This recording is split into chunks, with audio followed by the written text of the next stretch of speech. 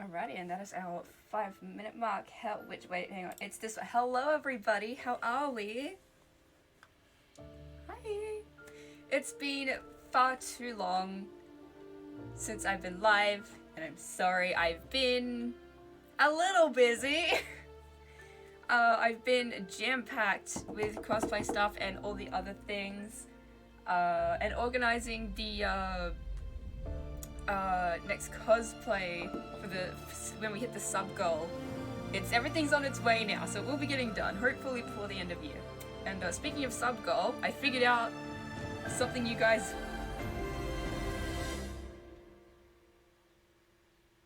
It is okay. I thought I didn't have my microphone on. Anyways, I figured out a sub goal you would all enjoy. Where is it? If we get 20 more subs, Mother has agreed to join me for about an hour on stream.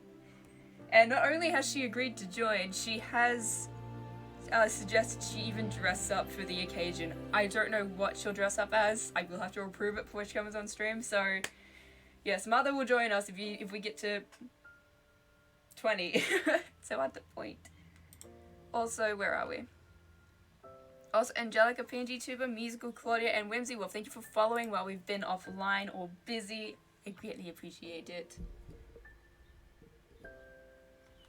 And in case you couldn't tell by if you didn't read the stream title or by the amazing music in the background, we're going to be finishing Seduce Me. No, wait, we want to do that one.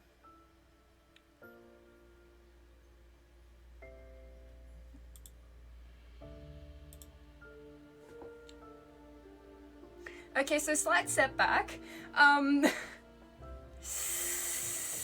Yeah, I had to re-download the game from my Steam because I got a new computer since last time we played. It's not saved.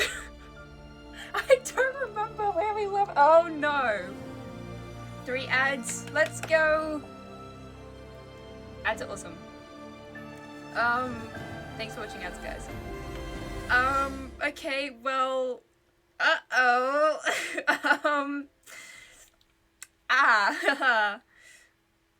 no. It's okay, I can probably, oh no. Oh no. Where did we leave off? It's a good thing I have a VODs channel, which everyone can find, !VODs. Pretty sure that's the command. Oh no! Where did we leave off? Everything's so under control. This stream is so under control.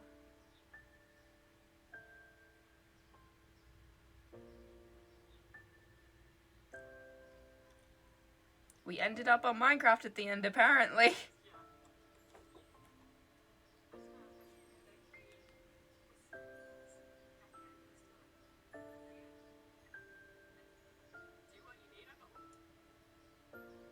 Okay, I think I know where we left off. Okay, hold up. Okay, we're gonna do this real quick. I'm just gonna mute the music real quick while we just absolutely fucking speed run. I forgot how loud that was.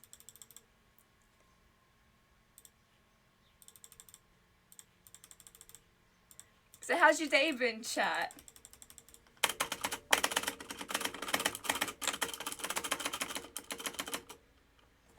Oh, I activated the voice thing. It's okay. I've got this so under control. Nope, we're not. Oh, we fucked up. Why can't I skip? Oh shit, that one. Yes, nailed it. Okay, you guys can watch me speedrun this actually. This will be fun.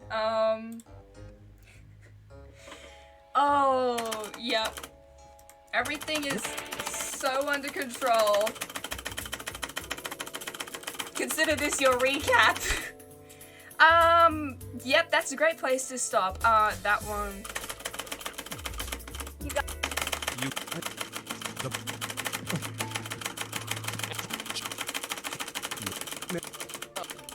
This is, yep.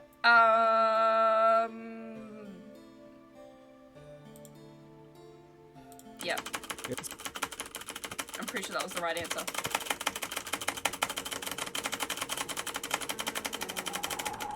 Had I known this was going...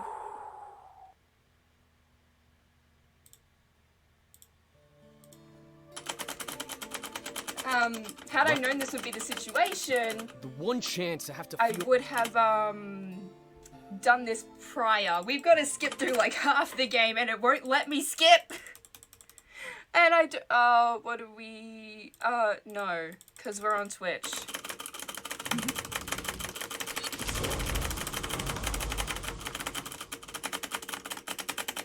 How's your day been, chat? Hope we're all having a fantastic weekend. An amazing Saturday or Friday for those who it is Friday. You. Why won't you let me skip? Please! Do not. You. But. How There. Help. I also realized what's funny is that normally the where little demon is down there, that's usually where Mika's outline would be. In the or like original game, that's where Mika's outline would be for your character. That's very loud.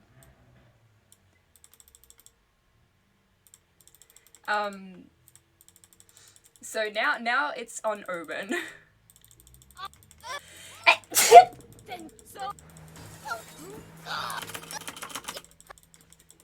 It sounds so funny when you speak through it. Yeah. See, an advantage of playing this game multiple times is I know how to... We're not eating that. Is that we know how to speedrun an Otome game. And, you know, we know what we're doing. It's actually good for me too, because I can give you a proper recap on what happens. Are you suggesting? Promotional segue while we're at it. Chat, there's all my socials. You should definitely check them out. I also now have a Ko-Fi. Ko-Fi, is that how you pronounce it? I don't fully know how it's used, but...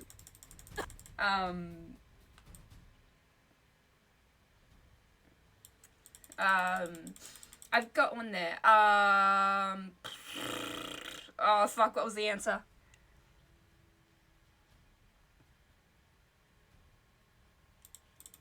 Pretty sure.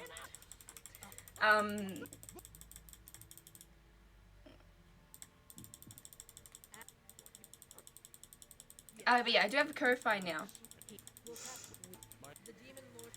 gonna skip through it with the headphones off. Noises are distracting. So yeah, I've got a Ko-Fi now if you just want to use that. I forgot to make a link for it separately, but it is in my link tree.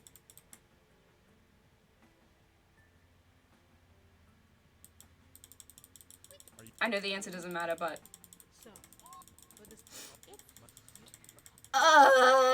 come on, come on. Bam.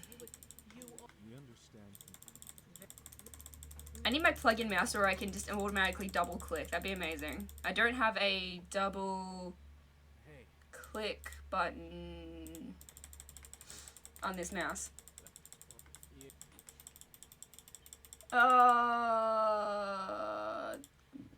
Yes. See, no context and I'm getting the right answers. Never doubt me.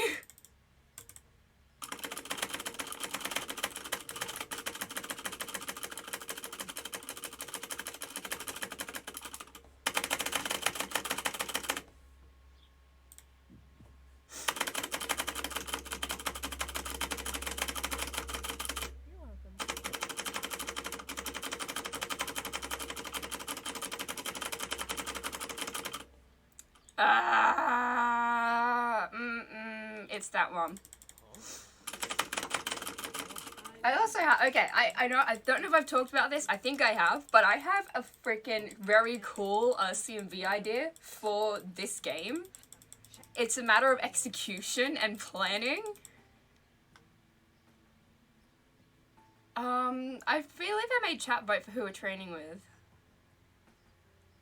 I think we trained with Faye last time. Oh.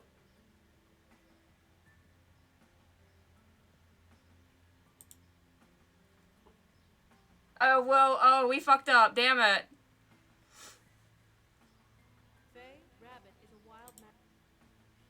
Let's just do that and see if we can back up.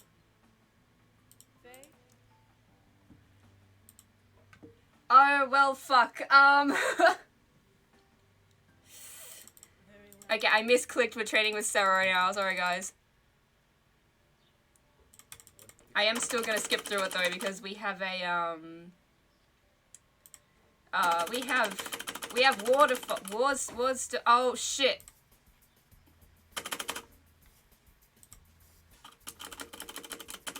I forgot there were timer ones. I hate skipping through this, it's my favorite one, but I have to.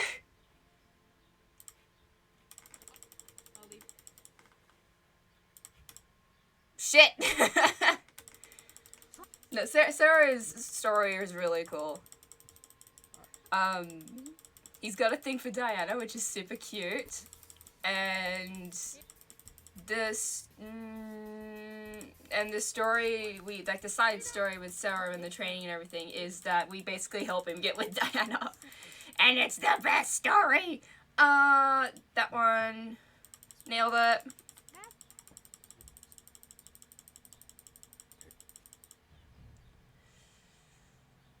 That one.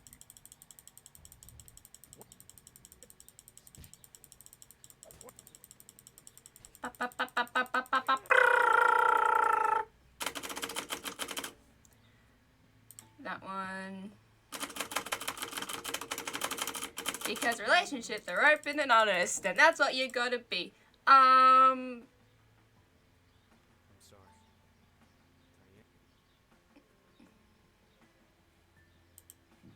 Fuck yeah. Never doubt my knowledge. These guys are being so cute. Let them finish. Let them have their moment. We gotta let them have their moment.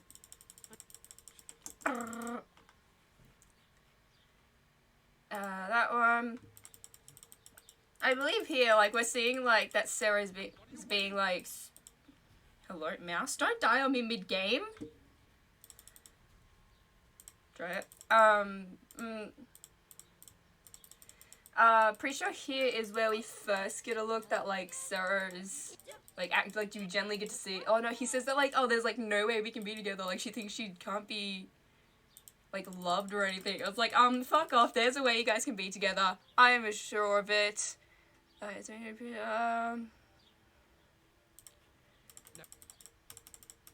And then I think it was there where he tells us of a flower that can prove your true love. And it is so fucking cute. I've also used it in my Sarah cosplays if you're an OG and remember me doing Sarah cosplays. You alright? You alright? Sure.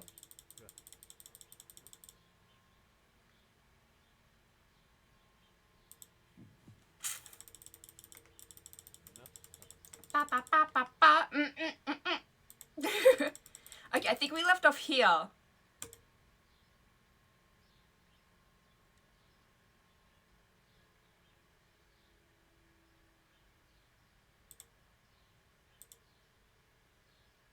I think we did. Okay, sorry for the setback, everybody. I was completely unprepared for it to not be saved, but we've speed run through it. So let me do this again. Let me do this again. Hi, everyone.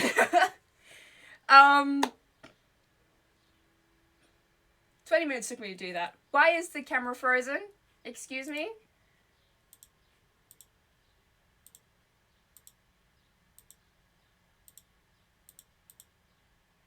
There we go. The audacity, my god. So, previously on Seduce Me, I Seduce Me 2, actually. So if you haven't seen the first 2 parts of me playing, I do recommend you go and do that. Over on my VOD's channel, which I have just linked right there. Now, previously on Seduce Me, Miko got taken to the demon realm, and on her wedding day, actually, with Sam, because we're going with Sam. Excuse me.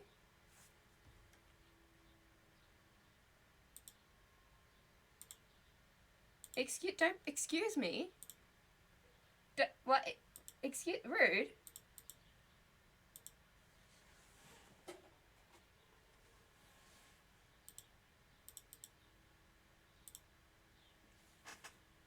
Okay, if it's gonna be like that throughout the whole stream, we're just gonna turn the camera off. So previously, hang on. So Sam and Miko are getting married, and on their wedding day, Miko got taken to the demon realm, to find out they got pulled in by the demon lord, which is Sam's dad. And we can't get out, and found out that we have been cursed, so that we literally cannot leave unless we die. They are also in the middle of, like, Diana and all the people we're training with are in the middle of a war, thus demon war, with the demon lord. So we're like, well, shit, guess we're helping you out then, because the only way we can break our curse is to kill the demon lord, and we have to be in close proximity of that to be happening. We're also hearing voices, which was like that little fire thing, if you saw that across while we were speeding through. So we're hearing voices, and have we made it this far? We'll just go from here. So yeah, we're hearing voices, and they've put us through trials and tests, mainly on Sam. Sam's also been acting a bit odd. He gets more angry. He's been getting very angry. Not in a bad way. His, like, temper's just being as it does, and he had a weird power thing happen when they were training. And I believe that's where we've left off. So let's continue on the game, shall we? So we've just woken up. I'm not going to use that, that's way too loud. Hello. So we've just gone to sleep, we're waking up. I know you're awake. No, you don't, you doofus. Fucking mood, honestly. I laughed and kissed his nose softly, causing Sam to open his eyes as he gazed into my eyes and smiled. I felt my heart completely swell in joy. I had almost forgotten about the day ahead. All I wanted to do was stay in bed with him a little longer. Morning. I love him. I worked it out too. Damien is best boy, but Sam is my favorite. Sam lazily leaned forward and kissed me before pulling me into his chest and sitting us both up. If you're new to me playing this game, I can't fucking read, and I do apologize. Come on. Time to get up. Do we have to? As I asked, I could sense a new determination from Sam. Something about him seemed confident despite having just woken up. I tilted my head and placed my hands on his shoulders, curious as to why that was. Hey, what's got you so energized? Sam turned his head and looked in my direction, giving me a surprised look himself. Huh? What do you mean? I'm always energized.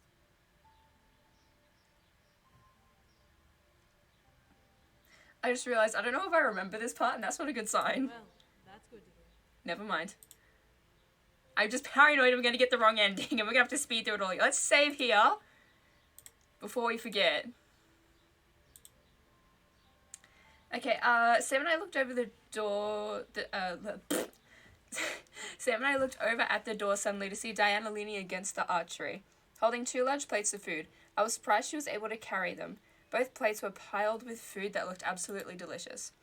Sam and I practically salivated at the sight before Sam shook his head and glared at Diana. Ever learn how to knock? Well, we have a lot to do, so I figured knocking would only waste precious time. My apologies. Love them. They hate each other, but I love them. Diana walked over at last and handed us our plates before stepping back and crossing her arms. Sam began to chow down as I took the slower option to eating what I was given with a laugh. So, are you prepared for your test, dear? Oh, that's right. Yes. So,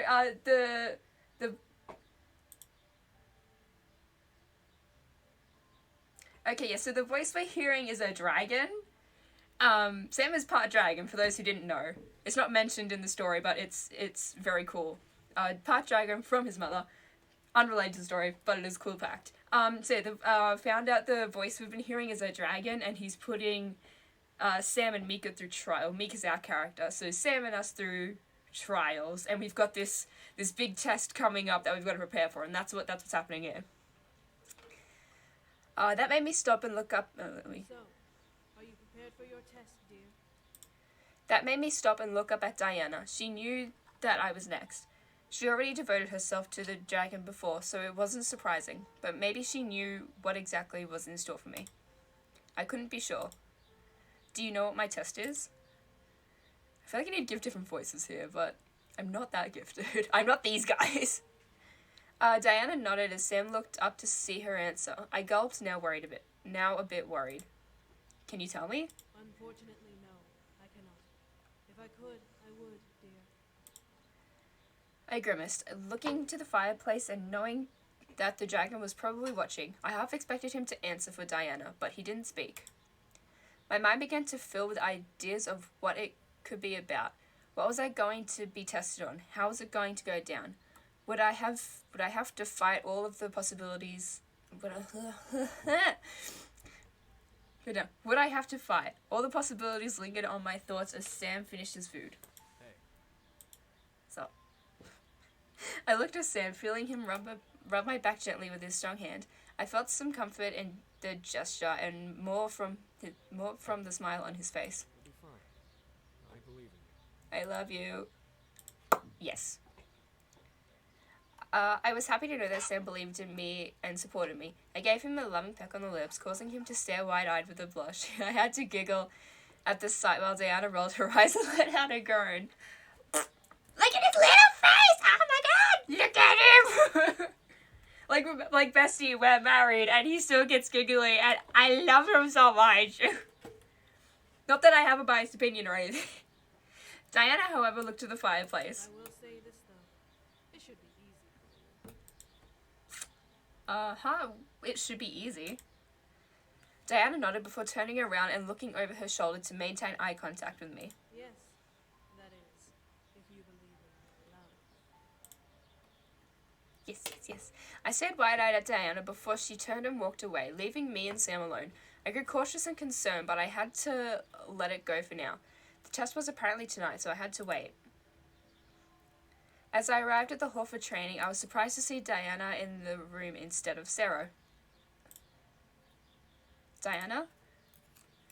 Diana turned to me and crossed her arms, taking in my form. You will be training with me today. I apologize for Sarah's absence. Yes, we sent the flower I told you about that can prove one's true love. I think Sarah is off to go and find it. Even before the war, because he's a simp. if there was like a definition for simp, I just show Sarah, because prove me wrong on that. What do you mean? Where is Sarah? He asked to train on his own for the day. As he will be in the front lines of the siege, I granted him permission. I pressed my lips together into a fine line, but nodded. If he was charging at the front, then it made sense that he wanted to take the day and work on himself and their relationship. I held. Actually, Sarah's probably would have been better. Oh no, you know what? We'll let chat for it. It's fine. Moving on. I held out my hand and summoned my weapon, ready to fight the Queen of the Rebellion head on. All right, then don't hold back. Diana nodded and prepared her stance, summoning her saber and bringing it back behind her. I had to use this new training partner as a new experience. Not everyone would fight like Sarah, so this was a good challenge for me. That is true. See, if it were me, I'd try to go with all of them, because one, you want to learn as much magic as you can, and two, again, different training partners.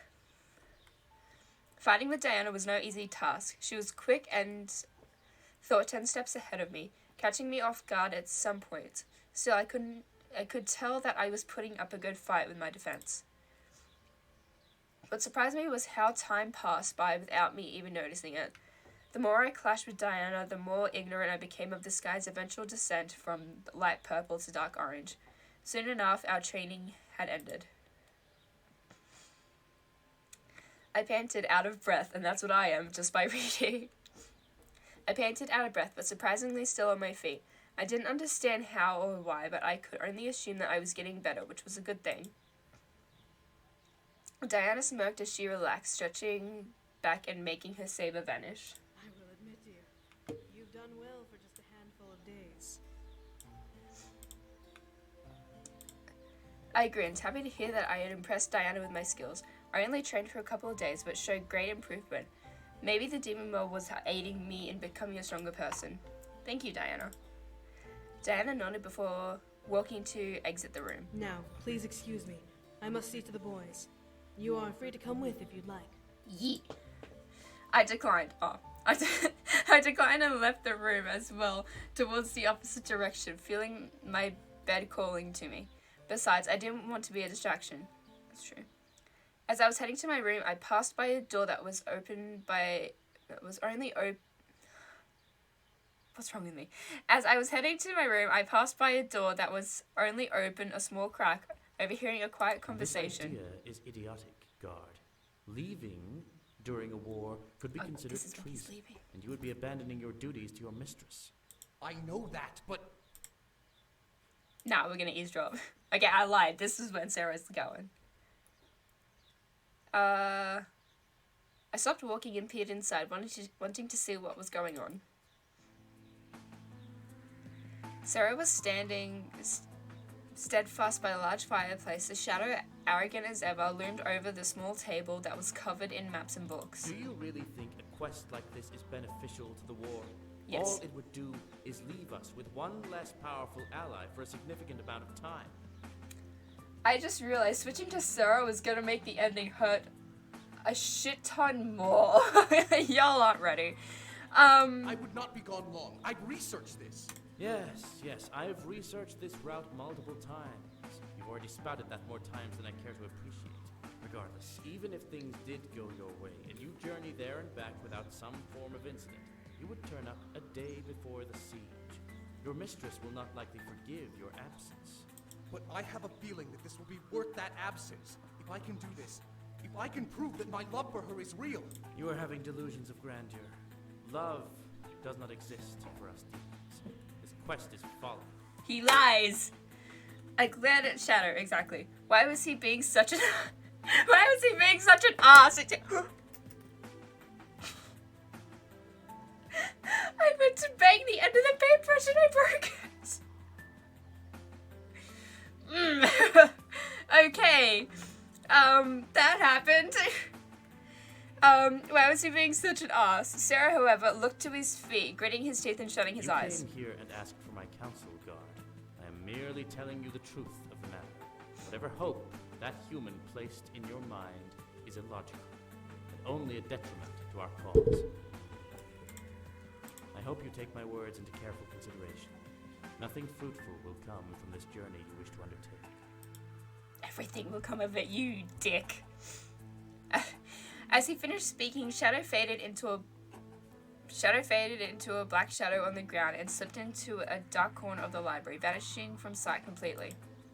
Sarah growled beneath his gritted teeth and slammed his fist against the mantle behind him, forming a large crack in the stone. Damn it.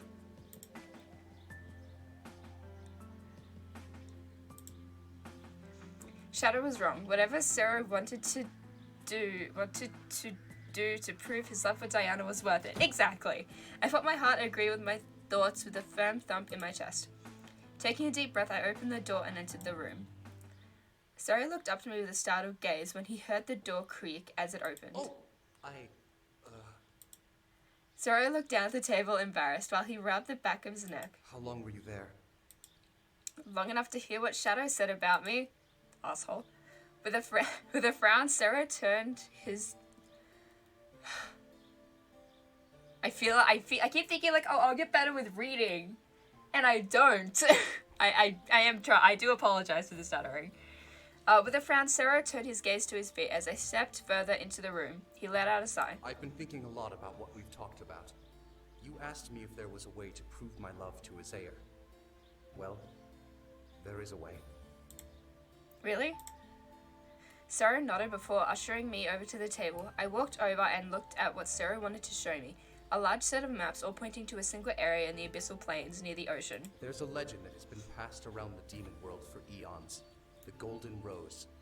It's said that if someone finds its hiding place and proves that the love in their heart is real, the rose will blossom and become physical proof of their true love. Is this legend... is this legend true? No one can say for sure. No one has ever found it, yet the legend exists, so it must have some form of merit. Exactly. I've tried for years to find its location, and now I have. Sarah pointed at a hand-drawn circle on the map and guided his finger along the map towards the area where the rose was said to be. It would only take me 2 days to get there and to return. If the story is true, then I'm positive I can find it and bring it back to Isaiah as proof of my love. As Sarah finished, his smile darkened into a sad grimace. However, I have been advised against this journey, and for good reason.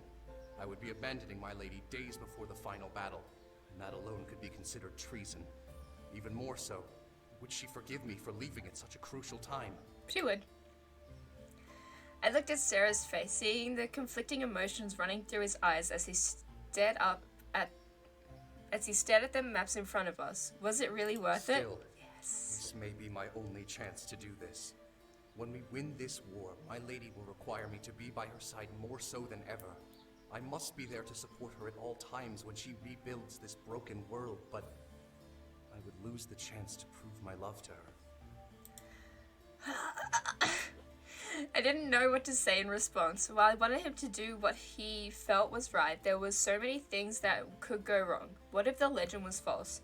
He would be gone for nothing and would come back empty-handed. What if something happened while he was away? He wouldn't be able to return in time. Or what if something happened to him on his journey? He wasn't invincible. I closed my eyes trying to figure out what to say to him. When I realized what I wanted to say, I spoke up. You should go. Go for it! Go get her! Sarah really loved Diana, and it was plain as day. If she lost the spot. If she wasn't persuaded yet from his words and dedication, this journey would convince her. It was worth the risk if he was really in love with her. Why can't I read? She was strong enough to handle things on her own while Sarah was away. That is also true. Sarah looked to me in surprise and as I smiled at him. If this will prove your love to her, then you should find the rose and give it to her. Whatever the risk is, if you believe it's worth it, then do it. Something in Sarah's eyes glistened, as if a spark had been ignited, and the hope in his heart began to burn with joy. A smile grew onto his face as he nodded, now determined. You're right.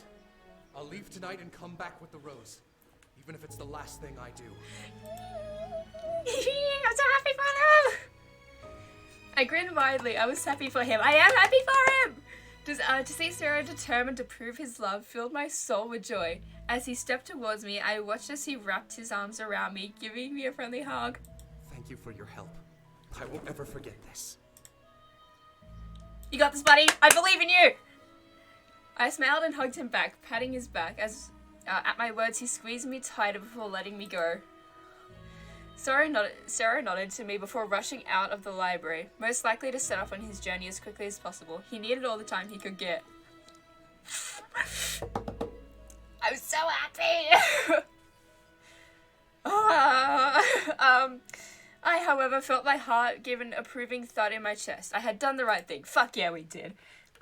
It raised a question, however. Would I have done this same for the one I love? Fuck yes! After a brief moment, I nodded to myself. Yes, I would have. Damn straight. I left the library and headed towards my room, now filled with determination of my own. Speaking of... I love the music! Christopher, you god! As I marched back to my own room, I was stopped by Sam. I stared at him as he leaned against the door to our room, as if he had been waiting for me for a while. Hey. Hey. I knew that this could only mean one thing. My chest was waiting for me. I pressed my lips together, nervous, but knowing that I had to go through with it, regardless of how I felt. Diana's words began to flood back into my mind as I took Sam's hand and gave it a squeeze. Sam squeezed my hand back, nodding and led me away from our bedroom towards the war room where Diana was waiting for us. As I expected, Sarah wasn't with Diana, which made Diana's anxiousness seem a little more prominent. Can music volumes just take a chill pill? If you can't hear them or the music, do let me know. You cannot miss their voice acting. Mwah. Was she that dependent on him? Nah, she's got this. As Diana locked her sights on us, she let out a sigh and gestured to the table, where a large...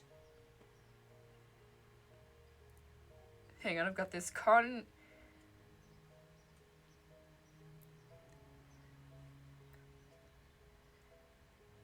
okay, here on where a large that word of items placed and presented. Sam halted his stop, staring at the table in absolute shock. I, however, merely grew confused. On the table was an assortment of single flowers, each of different colour and types. They were formed in a magic circle pattern, but there was no magic to be seen. When did you... Hush, this is for her. Sam instantly shut his mouth as I looked at Sam in confusion. He knew what this was. Oh, he knew what this was? I turned to Diana, completely Dear, lost. do you know what I've prepared here? Yes, no. I stared at the table, unsure of how to discern it. A couple of ideas came to mind, but I didn't want to be wrong. As if this was part of the test. Sam knew what it was too, given the strong reaction from him. Could it have been a demon ritual? Yeah, so, for those who, a little bit more of a recap, Sam originally wanted to do both a human wedding and a demon wedding, and the brothers were like, that's incredibly dangerous, you haven't asked her, what the fuck? Because even though in the human world, Sam's still like he'd want to be a demon again, which is, you know, full in symbolism.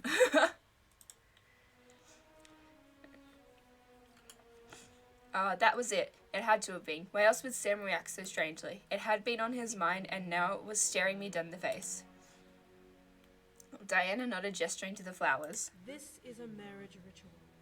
Freshly blossomed flowers, holding peak-worthy magical essence, arranged in a magic circle, are part of what a binding ritual needs to happen. Part? Diana nodded and looked to the table. The other part is a precious item forged between two souls to bind them together. I couldn't believe it. This was my test? There was no way I was ready for this, but here I was staring at a setup that just screamed, go through with it. Nose, please. Part of me was angry and aggravated. I had to go through with this for some stupid dragon's power. This was something Sam and I were supposed to discuss together. Now I felt like it was an arranged agreement. What was I going to do? The test was obviously going to make me go through with this for the sake of Sam, but I still wasn't ready. Soul binding seemed very heavy, and as much as I love Sam, I needed to be 100% clear. That's true. Sam stepped forward and glared at Diana. We're not doing this. Pardon? You heard me. We're not going through with this. I stared wide-eyed. I stared wide-eyed. What? He didn't want to go through with it anymore? What was going on? I remembered it clearly that he wanted to do it. Now he was against it. Sam looked at me, and I could suddenly... Oh my god. Sam looked at me, and I could suddenly see the reason why buried in his eyes. He still wanted to, but not like this. I could tell he was throwing away something he desperately wanted for my own sake. Sam turned and grasped my shoulder, staring into my eyes. I know that I want to do this. I want to do this more than anything. But you are more important to me than some dumb ritual. I will never let you force yourself to make this decision if you're nowhere near ready. Sam, I love you so much. I felt like crying. I actually am about to tear up. That's from excitement. Don't judge me. I felt like crying. This is exactly why I loved him. This was one of a million reasons why Sam was so important to me. My heart felt at ease, looking into his eyes and letting... That's rogue, right? Yeah, rogue tears roll down my cheeks. Rogue rough. I can't read. It may have seemed like a simple thing, but to me this was important. I gently caressed Sam's cheek, feeling the warmth of his skin beneath my hand and thanking every deity I knew that I had him beside me as mine. However, as Diana cleared her throat, we both turned to her in reaction. What really threw us off was seeing her cover her mouth, hiding some sort of smirk that was peeking out between her fingers. Who said anything about you going through with it? Huh? Sam and I became dumbfounded. What? We didn't have to go through with it? Then was this a For fuck's setup? sake, if you're messing with us. Diana began to laugh hysterically, causing Sam to stop talking and become dumbfounded once again. The hell was going on? I knew it! I knew it! What the fuck, Diana? Why isn't it? I was beyond lost. As Diana continued to laugh, she curled over her stomach and covered her face, trying to catch her breath. This was perfect! This was absolutely perfect! Diana! Now I became frustrated. What was so funny about this? I finally stopped laughing, Diana finally stopped laughing, wiping her eyes from the tears that had formed from laughing so hard, and grinned at me and Sam. I didn't set this up to make you two do it. That would ruin the point of the test. Then what is the test? I became flustered, now mental... Shit's about to go down if you hear that music. I became flustered, now mentally scrambled as to what was going on, as my body suddenly began to sink into the ground. However, I gasped and looked down, seeing a large purple pentagram pulling me and Sam into the floor. Whoa! I'm not screaming, I'm Demon sorry. marriage lets you know where your soul partner is at all times. The test is that you find your husband without it. I couldn't even fight back as I was engulfed by darkness at last. I couldn't tell how long I was trapped in the darkness. All I knew was that I was going to wake up and find Sam. As I opened my eyes, I had to adjust to the bright light around me and the sound of nature in my eyes. Wait, what? I had to adjust to the bright light around me and the sound of nature in my ear.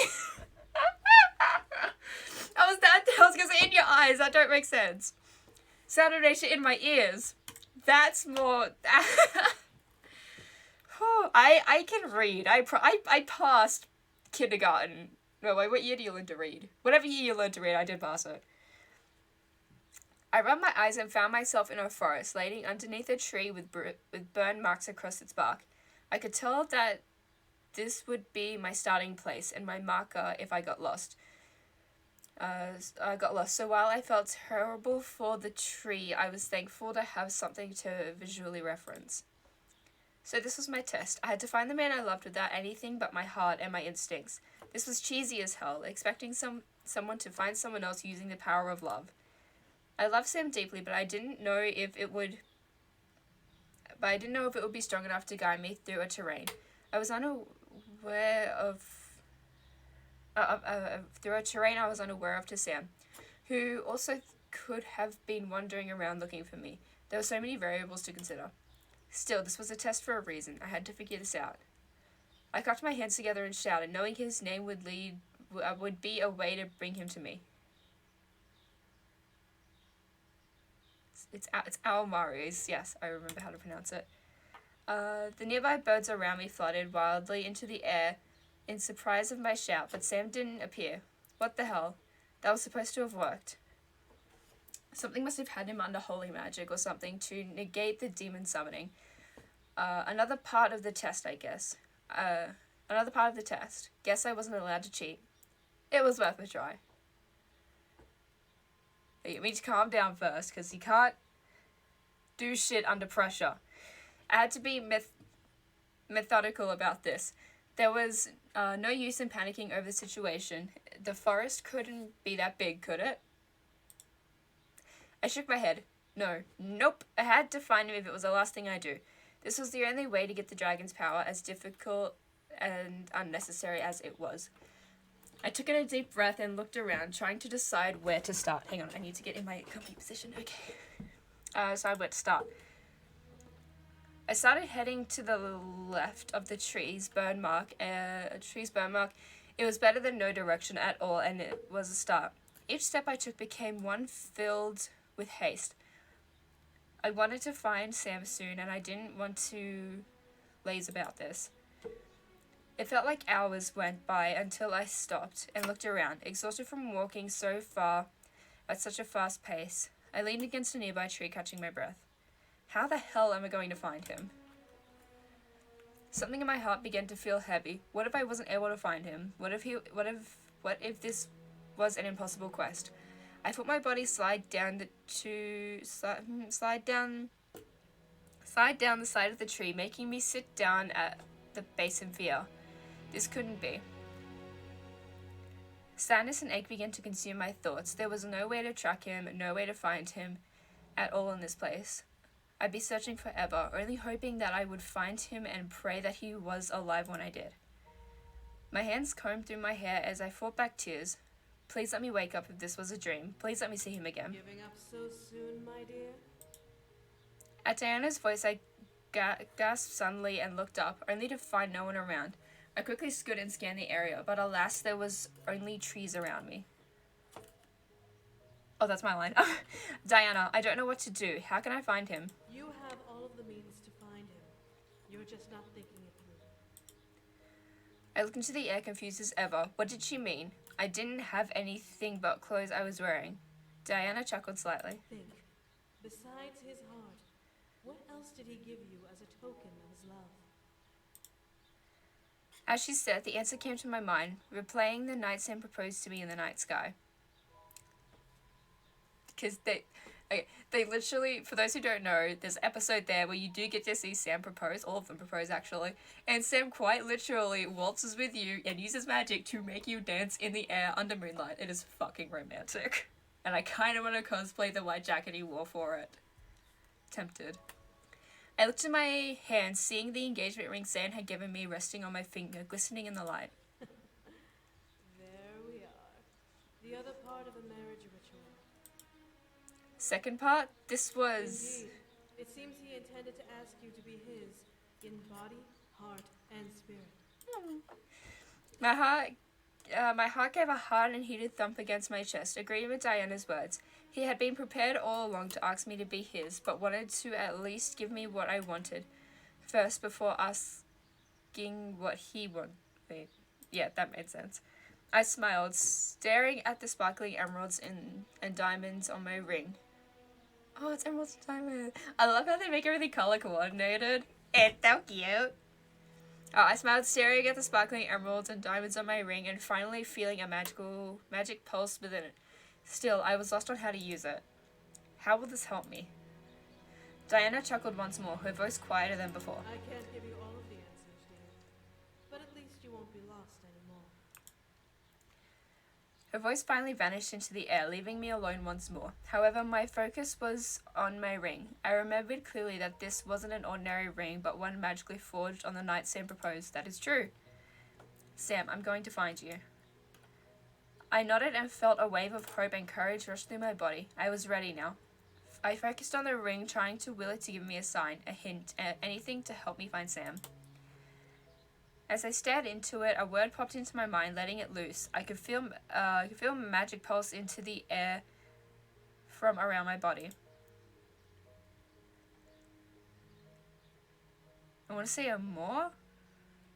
Amor? Do I have to put R on the R? Amor? I don't speak Latin. My hands suddenly became wrapped in green change-shaped markings sprouting from the base of the ring before jutting off my skin and flying forward through the air and deep into the forest. I felt myself grinning from ear to ear. I was going to find him. I quickly burst into a sprint, following the ethereal chain that was leading me towards Sam, uncaring of the harsh breaths I was taking or the pain that shot through my legs. I needed to keep going forward. All that mattered was that I had to keep moving forward. The chain twisted and turned around the trees and often arched around obstacles for me, gliding me perfectly towards a thicker brush of woods. The amount of bushes and smaller trees began to grow the farther I went in, but I continued. Soon enough, I found myself walking towards the descending mouth of a cave, where a familiar brown-haired demon boy laid down at its edge. Sam!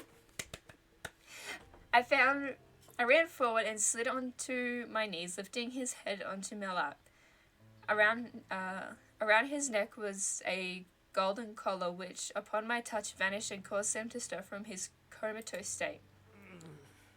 What? My heart began to swell as I stared down at him, tears welling up in my eyes. This was really him. He was safe here in my arms, and I had found him. Oh my god. His emerald gaze bored into mine, and still dazed from the sleep he was in. As he stared up at me, Sam lifted his hand and caressed my cheek, causing me to unconsciously nuzzle into him. I almost said unconditionally, because that is what I read. You references to the first game, yes! I couldn't help but repeat the first words he had ever said to me. They had engraved themselves into my mind, and I was forever thankful for that day. Sam's lips curved into a smug smile, remembering the phrase perfectly. Hurry up and do it. I grinned and bent down, capturing his lips on my own.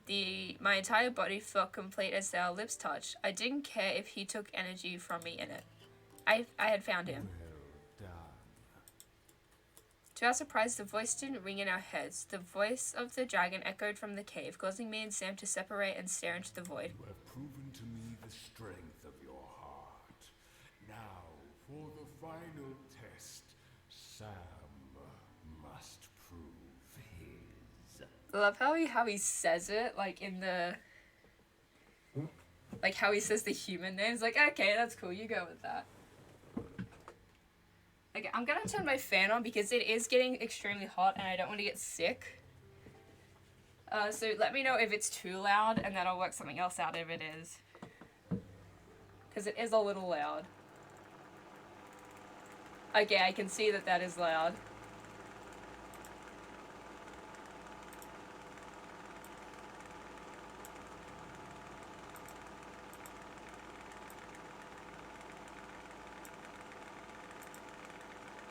Why is it so loud, bruh? Please, I just want a fan. And it won't let me. Why? Oh, that's why.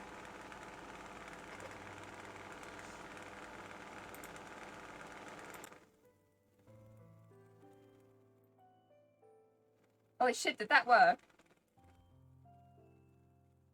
Can you not hear it anymore? Fuck, was that it? Did I just fix it like that? Okay, well, I'm gonna trust you on that.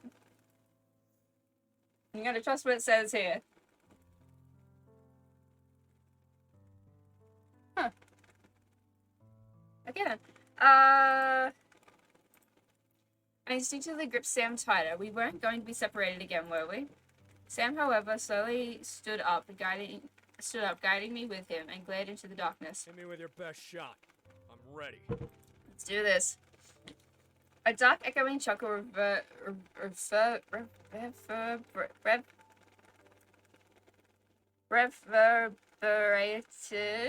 from the cave, causing a sliver of fear to rush down my body. I was beyond nervous, but we had come this far. We were going to win his powers. Step into the cave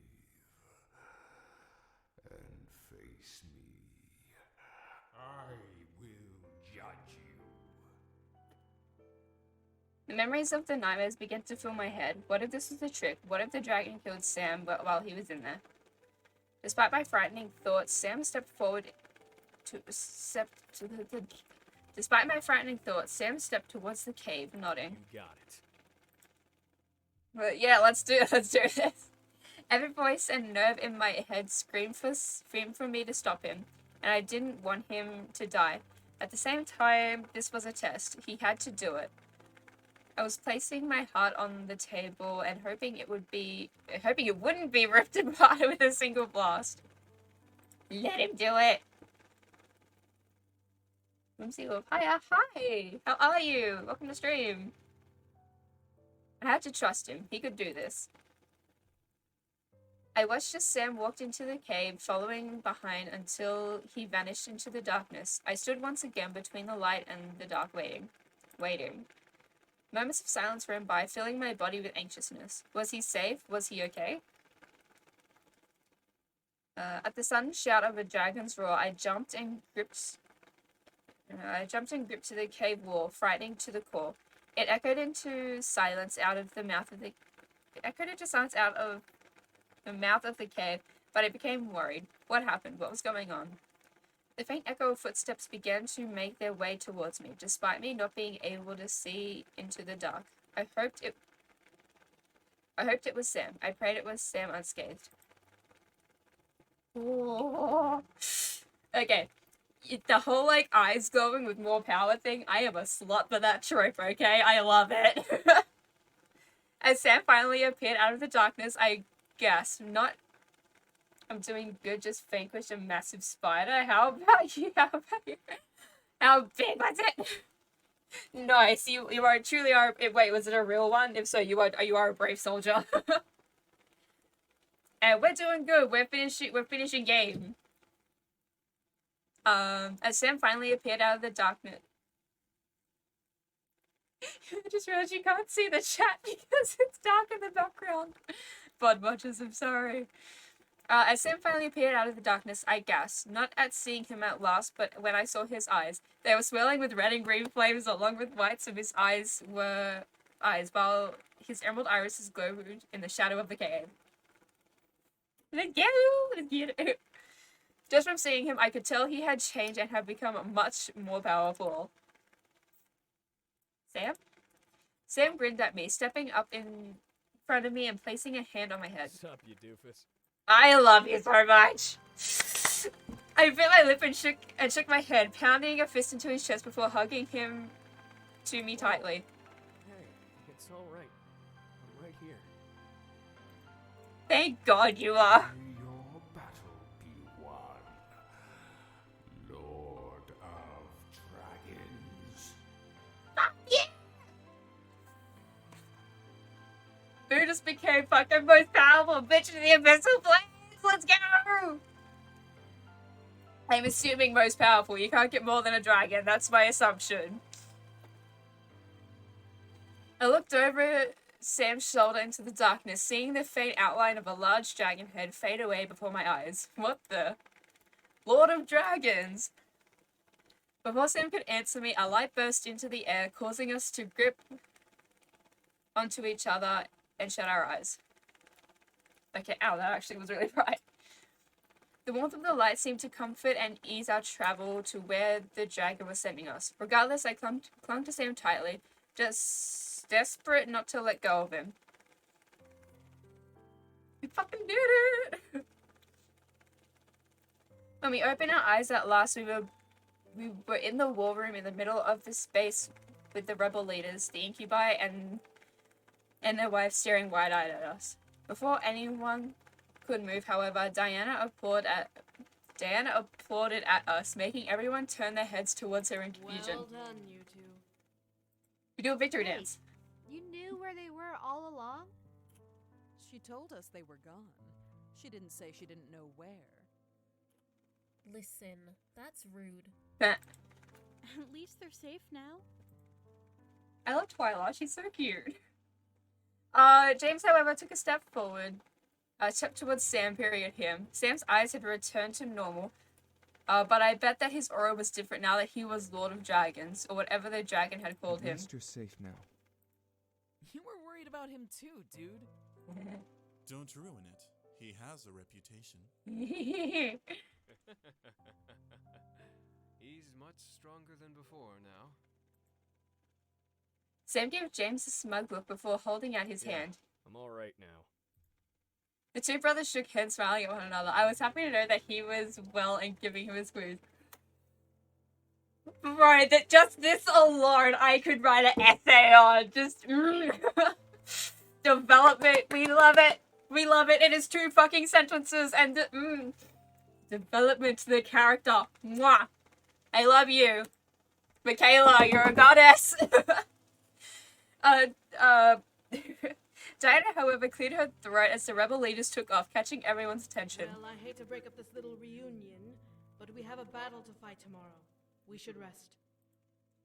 Everyone was in agreement, especially my aching body. The run in the forest was not a kind one, as everyone began to leave. However, Diana called out, "Okay, yeah, if it was me running around in a forest, I'd be dead." Because I learned from a test result I might have slight asthma. I learned because apparently having coughing fits after working out is not normal, and I should have gotten tested for that earlier. But anyways. Sam, a moment please. Alone. Oh, this moment. I remember. Oh, it hurts so much more when you know. I was worried about what Diana wanted to speak to Sam about alone, but I left the room with the rest of the group regardless. Diana seemed adamant.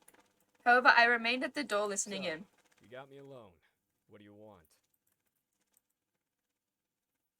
I peeked into the room to see Diana facing away from Sam, who had his arms crossed and was waiting for her to speak. Tomorrow is the day we head out to fight him. We've been fighting for 10 years, and it will finally end. Time moves different in the demon world, so it's been 10 years for them, and I believe 2 for us in the human world. You're stalling. What is it? Do you know how many lives have been lost because of this war?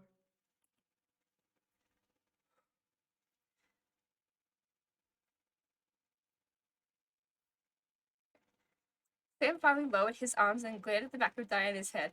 I glared as well. Why was she bringing this up? From her tone of voice, however, she seriously wanted an answer. Hundreds? Thousands?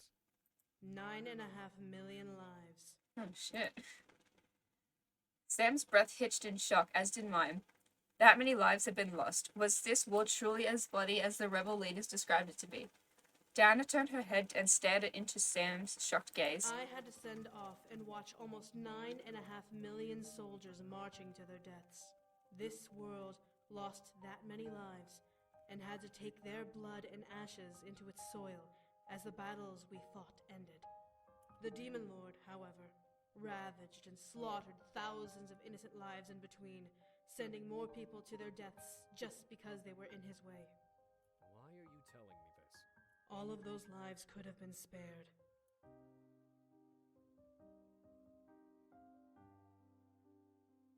Diana turned around and glared hard at Sam, and to my surprise, Sam froze in place. Every single life that was lost during this war could have lived, could have been leading normal lives. Would they have though? Like, even if they stayed and like they went through with the marriage, it still would have been pretty shit. If you think about it. Sam didn't open his mouth. Why wasn't he saying anything? I felt the need to step in, but I was stopped with a hand over my mouth. My boy. My boy. I looked up to see Damien covering my mouth and staring into the room intently. I didn't understand. Why was he hushing me? I looked back into the room as Diana began to step towards Sam. My kingdom became the target of the Demon Lord's wrath, and I came back to the castle and my people screaming to the sky and burning in the flames. My family was taken away from me, and now the only person I had left in my life is missing, presumably dead. I had to think about who it was. Probably Sarah. Which is sad. I silently gasped, instantly thinking of Sarah. Yeah, there you go. He couldn't have been. There was no way. As Diana finally got close to Sam, leaning nose to nose with him, her eyes began to glow a cruel, cold, golden color, making me worry. And it's all because of you, your brothers, and that human. What? Like lightning, Diana and Sam slammed into the far wall. However, instead of Diana against the wall, Sam was held against it with Diana's hand over his mouth. What surprised me the most was Sam staring at Diana with almost a shocked and fearful expression. What the hell? Sam gripped Diana's arm, but for some reason she didn't seem affected by his strength, like he was gripping stone. Where did her strength come from? I want to get it through your head that this war is your fault. Yours and that human's faults. My parents, my sister, their lives were ripped away from this world because of you two. My kingdom burned, drowned in the flames of the Demon Lord because of you two. She's not wrong. Your brothers were too enthralled with the human world to give a damn about where they came from, so I could have never convinced them to come back. You were my only hope, and you decided that the human was more important than the peace of this world. Because of your love for her, you stayed in the human world and caused so much death. I want to burn that anger into your soul. Every single life that has been lost in this war to stop the Demon Lord was because of you and your love. Diana's hand slowly moved from Sam's mouth to his collar and gripped it, pulling him up onto his toes. However, as they continued to stare at each other, Sam's eyes began to glow a bright red and gold color, the mixture swirling in his green irises. This war wasn't. Yes, it was!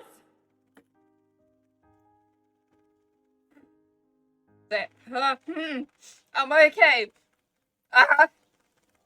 Diana quickly pulled Sam forward and slammed him back into the wall, causing him to jerk and wince, growling but continuing to stare at Diana's angry expression. Around Diana's body was a dark purple aura flickering like a wildfire with her screams. A weird point to bring this up, and I have said it before, make this an anime, please. Make it a TV show. You've got the cast, you've got everything, you've got to make it. I will create the petition myself. I'm okay. If I had just killed that human and dragged you back, the world would not be suffering as it is. If that human wasn't alive, then the Demon Lord would not have done what he did. If you and your brothers had just stayed, this war would not have happened. We're gonna end it! We will! And when this war is over, I will never have to see you or that damn human ever again!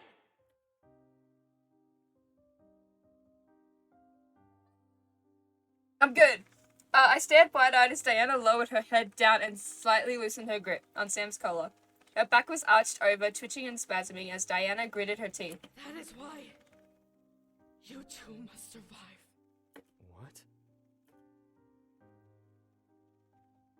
Diana's voice weakened immensely, drenched in softened choked sobs and whimpers. You two need to survive this war. You need to protect her and stay alive no matter what. My heart dropped, but my mind was lost.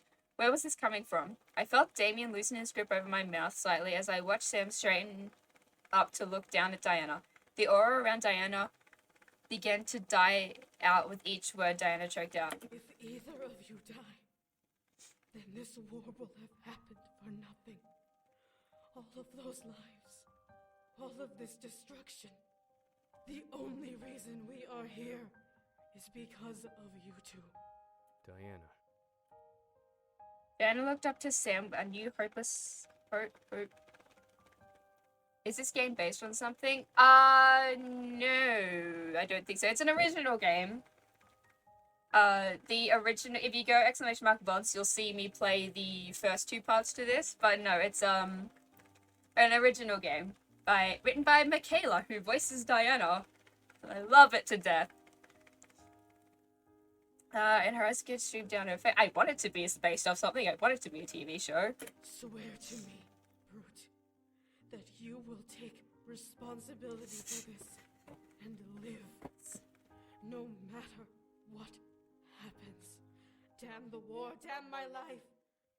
But you must swear that you understand and will take this responsibility. Okay, it's super cool. It's so cool. My heart was hurting at the sight of Diana. She looked so broken, barely gripping to Sam and no longer forcing him against the wall behind him. Sam, however, pressed his lips together. What was he going to do? Sam, staring at Diana's expression, slowly grabbed onto both of Diana's horns and pulled Diana's head downward, pressing his forehead to the top of her head. I swear. For the first and only time in my life, I watched Diana crumple to the ground onto her knees with Sam following her down. Diana's hands released Sam and covered her face before she started sobbing violently into her palms. Sam kept his hands on her horns, pressing his forehead into the top of her head. With closed eyes, red energy from Diana's body slowly began to slide along her form and into Sam's head, slowly wrapping around him and fading away. Oh, it's so cool. I stepped away from the door and looked at Damien, seeing him look down at the ground in shame. Damien. It is our fault, but we can't change the past. We can only end this. I nodded, feeling the weight of the world rest on my soul. In a way, I felt completely responsible for the war even happening. Yeah, they're not wrong. I loved Sam enough to keep him away from his duty, his reason for birth. Technically, he was just a backup, but we're not gonna get into that. I had chained him to me and wouldn't let him go. Like the theme song. I looked back to Diana, seeing her shaking and crying as Sam continued to remain, still holding her horns. The energy had vanished, and all that was left were the tears Diana was shedding. Did Sam take her energy? Sam took away her rage. Because he can use the... I forget what it's called, but he can do the rage thingy. Wait, what? I looked up to Damien confused. He was an incubus, so he was only able to take away sexual energy, right? He could take away other forms of energy too? Sam can do that? Yes, actually. While he's an incubus, he's also part brute demon, just like the rest of us. See if I can remember all, because, okay, so they're all like half incubus, half brute demon from the Demon Lord, but I think Sam's also part dragon, fun fact. I think Damien's part something else as well. No, there's another one. I think Eric is just part incubi and brute. It's all on the wiki. If you ever get into this game, play everything and then read the wiki. It's so interesting. Love it. I was surprised. Sam was part brute demon, so were the boys. Sam chuckled softly, amusingly, because he read my mind and nodded. Our mothers were succubi. The demon lord, though, he's no incubus. He's a brute demon who feeds on and uses rage energy. Damien looked into the room, losing part of his smile. Sam, our brothers and I were born incubi, but Sam inherited more brute demon traits than the rest of us. Thus, why he had the nicknames Brute and Monster. Because he wasn't like regular incubus? Damien nodded. I looked to Sam, seeing him stare into Diana's scalp with a focused but intense expression. The more I thought about it, the more I could see what he meant. Sam never got into the idea of taking and using sexual energy. He was angry all of the time in the demon world, so he fed on rage energy instead. It wasn't until he went to the human world with us when he began to rely on his incubus powers. I could only imagine it. Sam, who hated his father and was the rebel son of the Incubi brothers, full of anger. That was probably why he was so forward when we had met, and full of attitude. Still, I fell in love with him. He was truly a wonderful man. He did everything he could to make me happy and feel safe. He always put me first, which flattered me and made me feel incredibly special. I didn't know what to say to that. Diana eventually stopped crying and wiped the tears from her face, but she didn't raise her head. Damien, who I thought would have stayed longer, disappeared, leaving me alone to watch. Sam, if I die, would you? Vicky, please, I can't do this. Would he what? I stared, hoping that Diana would reply with a clearer question, but she merely closed her eyes and let out a small sigh. Suddenly, the noise in the room became silent, but I could see Diana's lips move. Sam's eyes widened as she finished speaking, but he didn't say anything back, even as Diana looked up to Sam. When Sam finally reacted, he let out a slight sigh and spoke back. The sound of his voice negated through whatever silence engulfed the room. As my body began to collapse, I watched as Diana listened and nodded with a smile before fading into the ground through a dark pentagram. Sam, however, remained there, staring where Diana had been and took in whatever she had said. Oh god. Upon the demand of my body, I began to make my way towards the bedroom, not wanting Sam to know that I had been eavesdropping. I began to head back to the room, ready for what was going to happen tomorrow. Everything would be decided then. You cruel, selfish bastard! I'm okay! A shout, however, interrupted my journey to my room. I froze in place before turning my head towards the door that was barely open at a small crack. It was the door leading to the grand hall, Sarah's training room. Why was Diana there, though, and who was she yelling at? I peeked inside to see Diana glaring into the darkness with her arms crossed tightly over her chest. As I squinted, trying to see what she was glaring at, I suddenly gasped. Sarah! My boy! Sarah was kneeling in the dark before his mistress, his head bowed low in shame. When did he return? More than that, why was he keeping his head down? Was he not successful in his mission? Where in the 7 planes of hell have you been, Zero? My lady, You left the castle with no notification or warning, and you activated your damn holy magic to deny me the right to summon you to my side. How dare you! If you would let me... And now you suddenly waltz back into the castle with a smile on your face as if you had gone out and killed the Demon Lord himself. Explain yourself! Oh, fuck! I'm okay. Oh. Staring at Diana, I could see her face burning as red with rage. Her cheeks, however, were glistening as... Is it Rogue or Roth? It's Rogue, right? Rogue tears ran down them. Sarah kept his head down but continued to plead with Diana. My lady, I was on a personal quest. I had to retrieve something I believed to be important, and it was incredibly selfish of me to do so. I'm sorry, but I needed to complete this task before we went into battle. You placed this quest over your duty to me?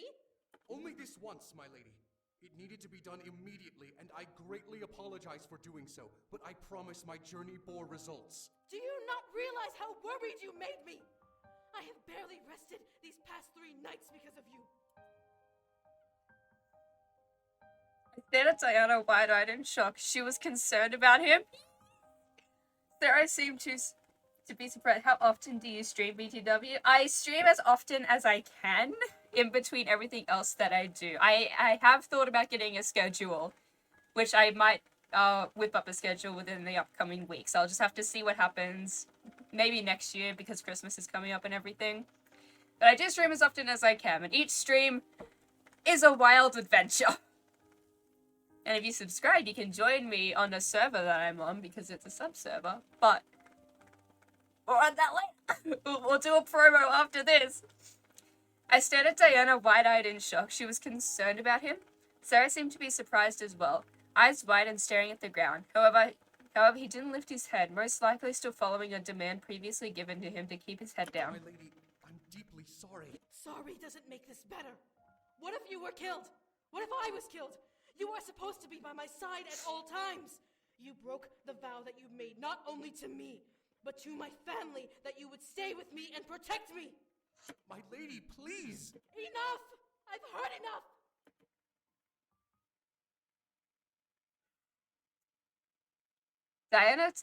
Diana turned away from Sarah, looking to the ground and clenching her eyes shut. More... Fuck me, why do you gotta throw this word in? More red tears ran down her face as she gritted her teeth. Sarah finally lifted his face, shocked to see her back instead of her face. You are dismissed. You are no longer permitted to be in the same room as me until further notice. My lady. I said you are dismissed, Sarah. Oh! Say your... You do not have permission to use my... All of a sudden, Sarah lunged forward and wrapped his arms around wrapped his arms around Diana's arms and chest, hugging her body to his tightly, and she released a tearful gasp of surprise. Sarah buried his face in her shoulder as Diana stared wide-eyed at the wall ahead of her. Diana froze in his arms as Sarah clutched her body to his, locking it against his chest. Do not send me away from you. I broke my vow, yes, but I did it for a reason. I cannot bear the thought of being separated from you. Not after what I have discovered. Oh my boy! I stared, feeling my heart clench. It was like watching a romantic drama where the two leads were either going to break up or confess their love for each other. The air was tense and full of both anticipation and fear. Diana remained frozen in Sarah's arms as he lifted his head and gently relaxed his embrace around her. Say it. I've brought you something. You... What? Diana finally began to move, slowly turning around in Sarah's arms to look up at him in confusion. Sarah frowned, seeing her tearful red face, and gently brought a hand up to her cheek. He gingerly wiped the tears from Diana's eyes with the back of his fingers before cupping her face. Diana didn't lead in, but she didn't object to it. I brought you something very important. It may not seem important to this war, but it's important to me. My heart caught itself in my throat. Did he? Sarah released Diana's cheek before waving his hand between their face. Black and purple mist forming in the air, shifting into something small. As it finally materialized, Diana gasped, and I silently echoed her reaction.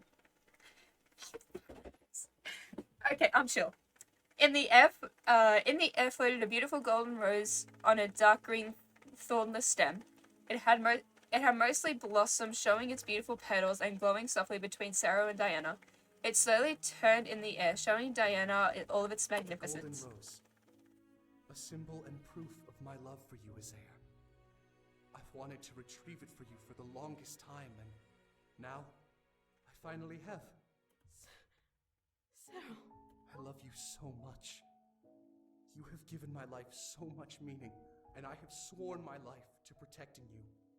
Isaiah, you are the most precious and the most beautiful woman to ever grace the 5 worlds, and being with you every day fills me with such joy.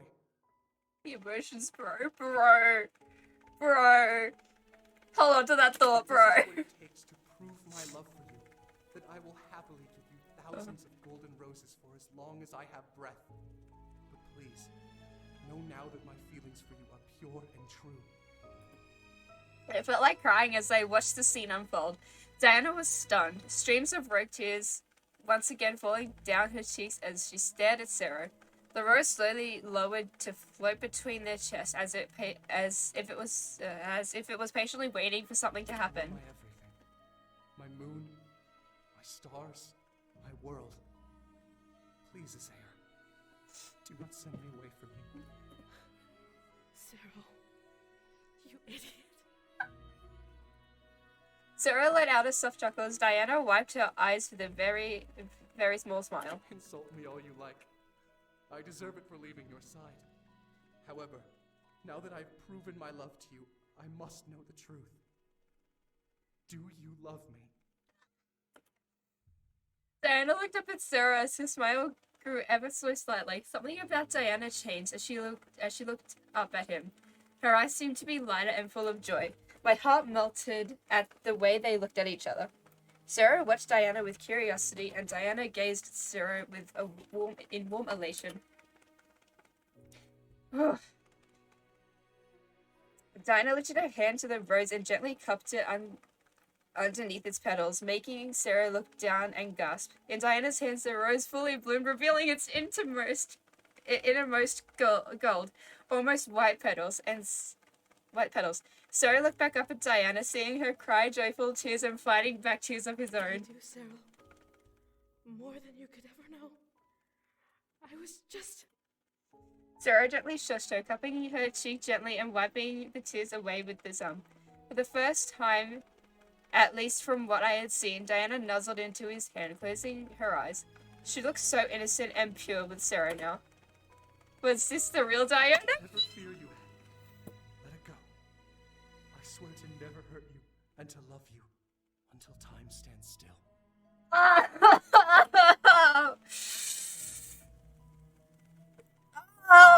love it so much. I've played this 50 times. I stared teary-eyed as Sarah gently took the rose from between them and placed it in Diana's hair behind her ear. Diana waited until he finished before reaching up and wrapping her arms around his neck. I love you too, Sarah. At last, Sarah wrapped his arms around Diana's waist and pulled her close as they both leaned in and finally kissed. It was a magical sight to behold. Their love echoed in the kiss, making each other almost glow within the room. I felt my cheeks warm in an uncontrollable blush as I watched. Hello? Ooh, that was close. They need some privacy. They needed their privacy. He knew where that kiss was gonna go anyway. I smiled joyful for what had happened between them, before I turned on my heel and began to walk towards my room. I finally reached my room and let my body fall onto the bed. I let out a sigh of utter pleasures as I felt the cloud-like bed cradle my body on its surface as I was beyond happy. My boy did it! I'm so proud of him! I did say I'd do a little self-promo after that, just to kind of get all the emotions out of my system. So is anyone new here? Because I think I did get a new couple people I said at the start of the stream. Hi, I'm Haru. All these along here are what you can find me on either at Unprofessional Cosplays or your boy Haru, or you can go exclamation mark, pick your social media name, and it'll come up with that, or you can go Linktree, and that'll give you everything I am on. I don't have a streaming schedule yet. I would like one, but like I said, with Christmas and other stuff coming up, I will organize that a bit later. So yes, I do have a Minecraft server where if you subscribe, you can join that server, and you can vibe with all the chaos that we are doing. I might be streaming on that next as I started another build project, so yeah. Now back to emotions. Also, the little for anyone new here, the little demon down there next to all the text, you can work him with channel points, and also all the other channel points are there for funsies as well. And now we can get back onto the game. Did I double ellipses? Okay, no, hold on. That's gonna annoy me. Hold up. More emotional break while I fix up. That's gonna annoy me.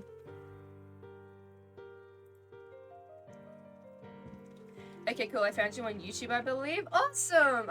Yes, I have my YouTube, my main, and my VODs channel. So you can follow me on there. I post all my VODs.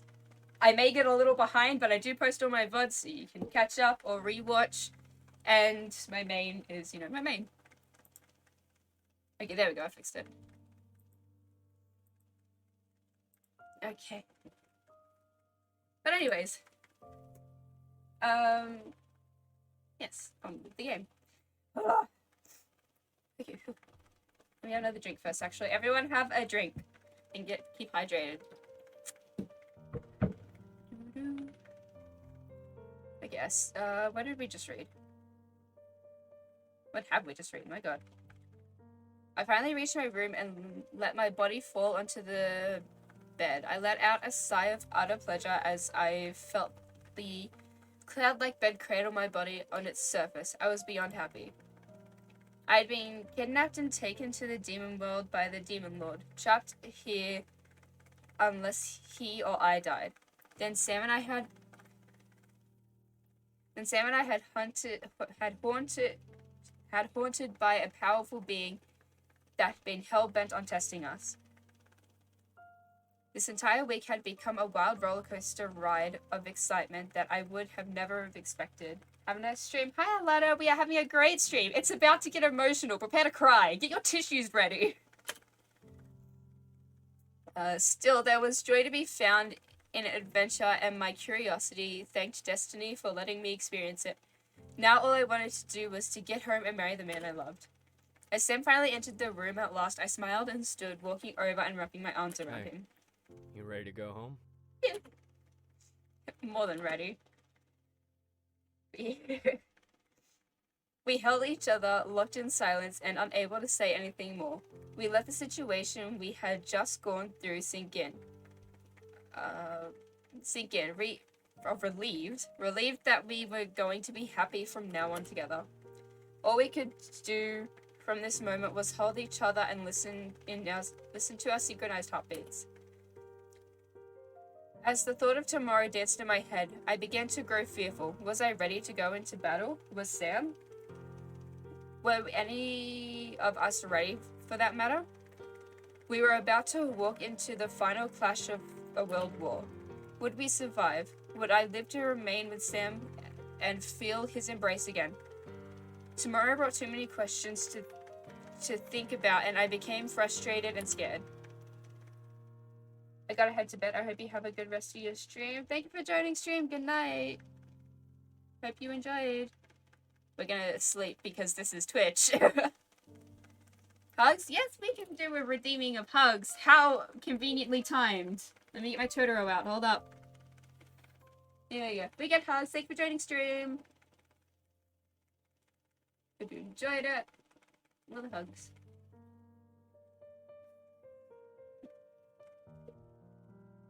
We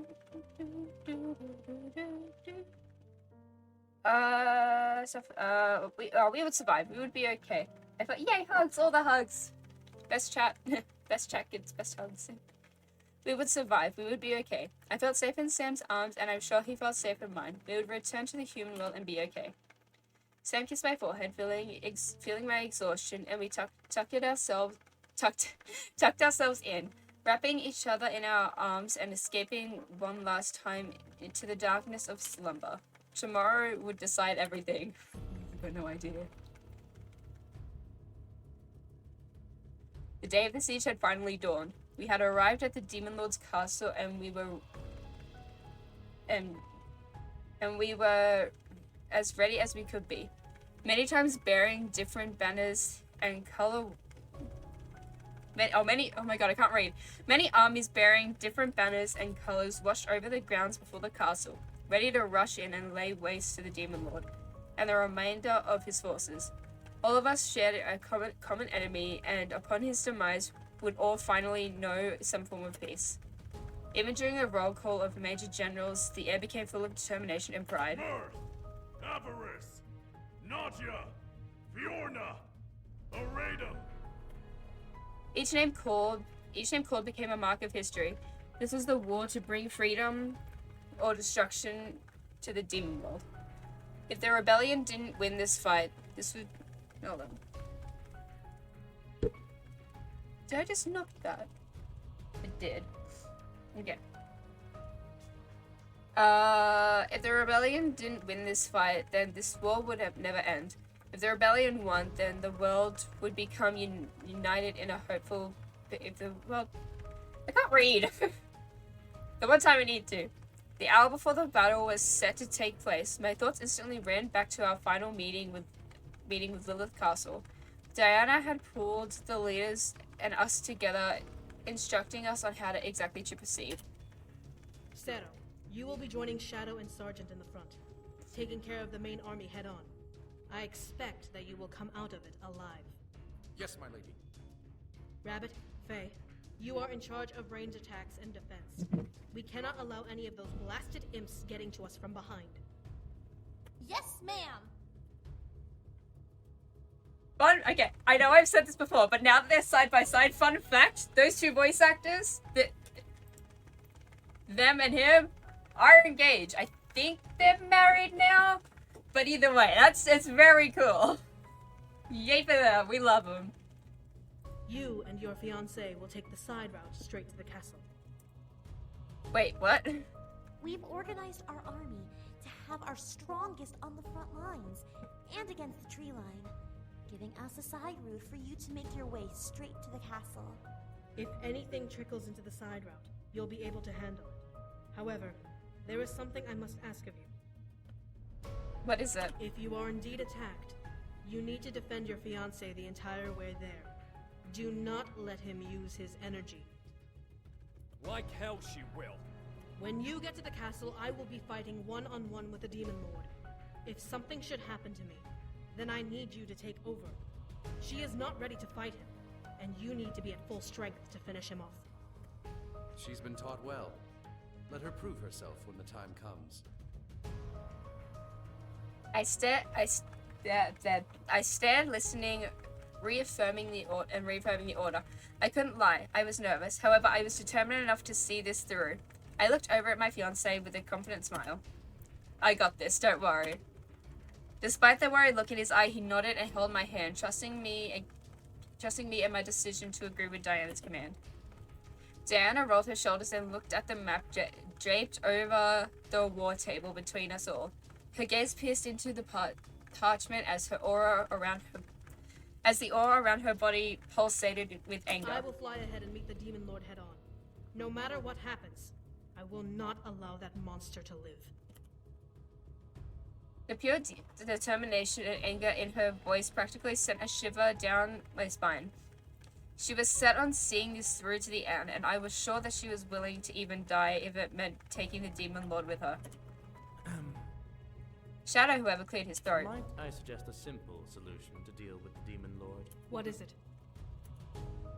Shadow turned and pointed to the map, his fingers pressing against a tower, a structure on the Demon Lord's castle. If my scouts are correct, then that tower directly hovers over the decaying sea.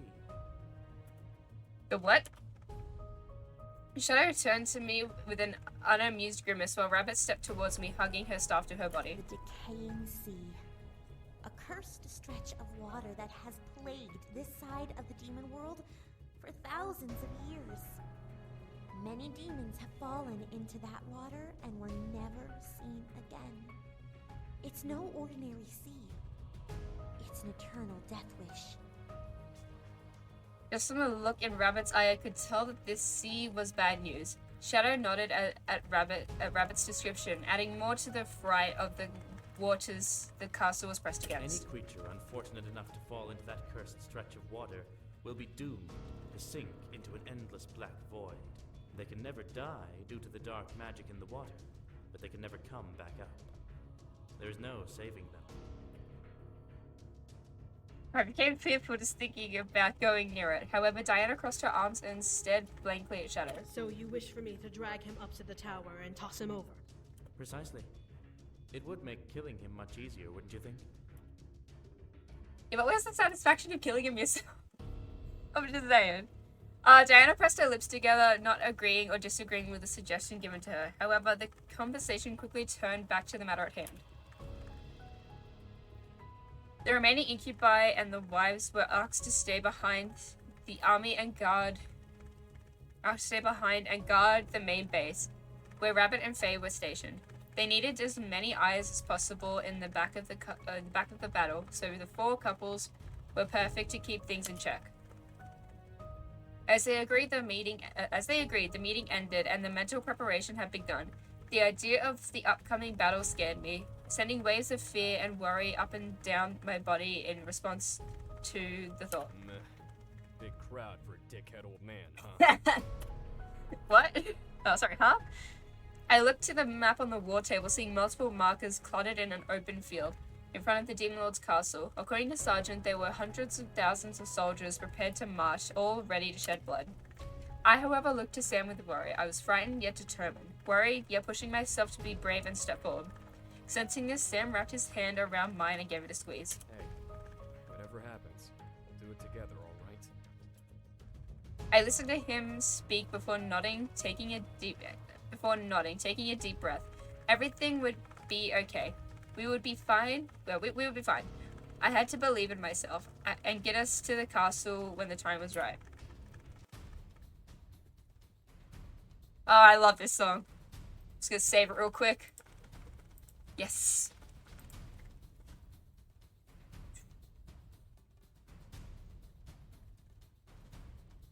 Wait for it.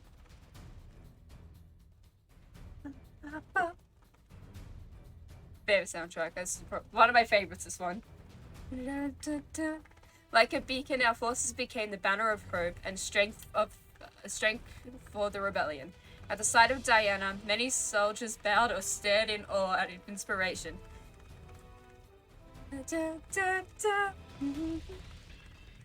Sorry, I love it. Maybe it was her presence or maybe it was for what she stood for, but as Diana stood at the cliffside of the mountain, the air became full of energy and power. My fiance, Rabbit, and Faye and I stood behind her as Diana stood on the ledge of the cliffside, addressing the rebellion for their final battle. Her voice echoed across the field, booming and reverberating through the air like thunder.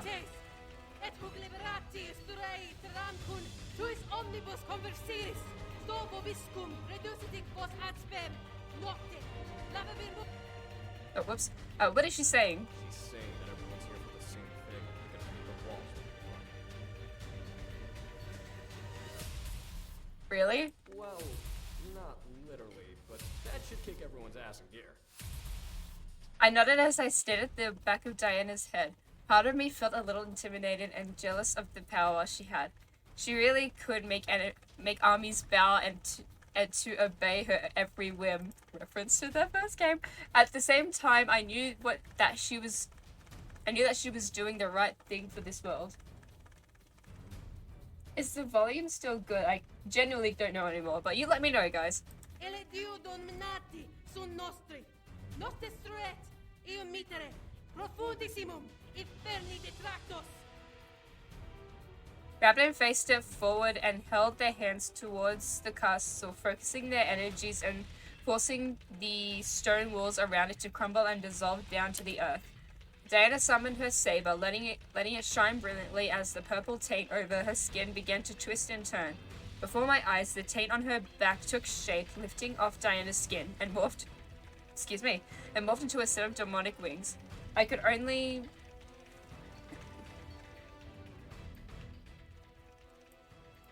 where did I get up to? I could only stare, jaw dropped, as Diana's body lifted off the ground and began to fly over the legions, slowly gliding towards the castle. And her final command... Oh, it's done differently. Okay, at the start of the game and the recap, as you saw, you can choose to either set a trap or do a curse. And I must always do the other one, because when you do the other one, because they've just taken down, like, the... I think the trap was setting up stones infused with holy magic to keep him in, and the curse was to do something similar, but you had to sacrifice someone. I must do the one where you sacrifice someone, because there's a whole thing where they kill the guy in front of them. So, there you go. At her final command, Diana's wings pulsated in the air, flapping gracefully as she swooped down and forward. She was charging and flying for the castle walls, saber bared and ready to spill blood. As the armies below began to bellow and march forward, Rabbit took hold of my shoulder and turned me away from the castle to face her. Come, we must hurry. Understanding the need for urgency, I nodded and rushed forward with the rest of the incubi, towards the slope down the mountainside. Everything is in order. Sergeant Diana's guard are at the front lines, while Shadow is with his legion to the west. You got a straight line to that bastard. We've done what we can to keep your way clear. We'll try to make sure the battle won't break through the path. I nodded, feeling the need to rush nip at my heels, pushing me forward. My fiancé seemed to agree, gripping my hand and walking at my pace alongside me. However, as we finally arrived at the forest line, Faye and Rabbit stopped, looking back at us. Straight through here. The sound of the war will always be on your right, so do not get lost. You'll be fine, though. Just follow the tree line. Wait for it. Oh, it didn't drop. Usually goes... In sync, my fiancé and I nodded in acknowledgement before turning to see the other brothers and their wives. So, this is it. Remember your surroundings and protect each other. Be careful, alright? Make sure you stay safe. Princess, brother, we'll see you in the end. A quick side note. There is an option where you can, like, go... So, like, I think it's if you train by yourself, you can, like, go in and, like, see, like, the incubi and their wives interacting as they do. And there's a moment with these two where... what's her name? We have faith. Irene. You'll make it there, and we'll return to the human world soon. Where Irene's like, hey, why do you call her princess? Like, what's up with that? And Eric's like, no, she's like a princess, what we call her. I'm very grateful for her, but you're my queen. So she's cool for understanding that. Like, you gotta... respect, Irene. We'll finish this and rush in as soon as we can, alright? Make sure you kick some serious ass. Show that old goat what he gets for messing with you. We'll win this. We know we can. You can do this, and we'll see you soon, okay? I smiled. Despite the nerves running through my body, I held onto my fiancé's hand and gave it a hard squeeze before receiving one back in kind. We'll finish this, then we'll go home. The group nodded before I slowly turned and looked into the tree line, took a breath and rushed forward. Matching my speed, my love followed me, weaving through the trees behind me, to not lose sight of me. The journey was surprisingly fast, going through the trees. The sound of war crashed beside us, outside of the tree line, causing me to cover my ears a bit from the volume, but I shook my head and pressed forward, not wanting to become distracted. The goal was to get to the castle. I had to focus. Before I could, however, I skidded to a stop, seeing imps appear from the distance and rush towards us.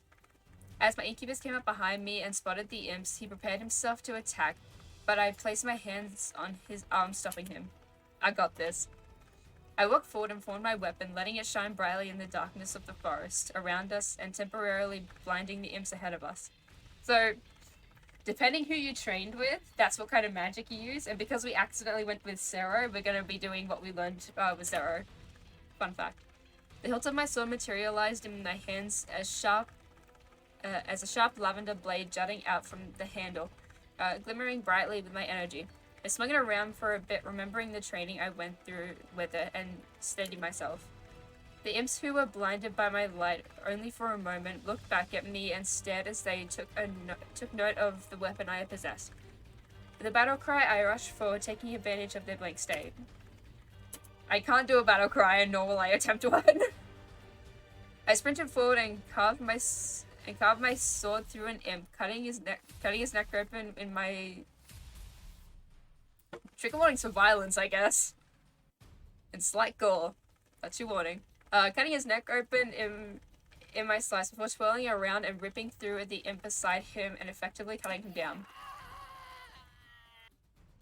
The imps fell as the others became shell-shocked at the sight.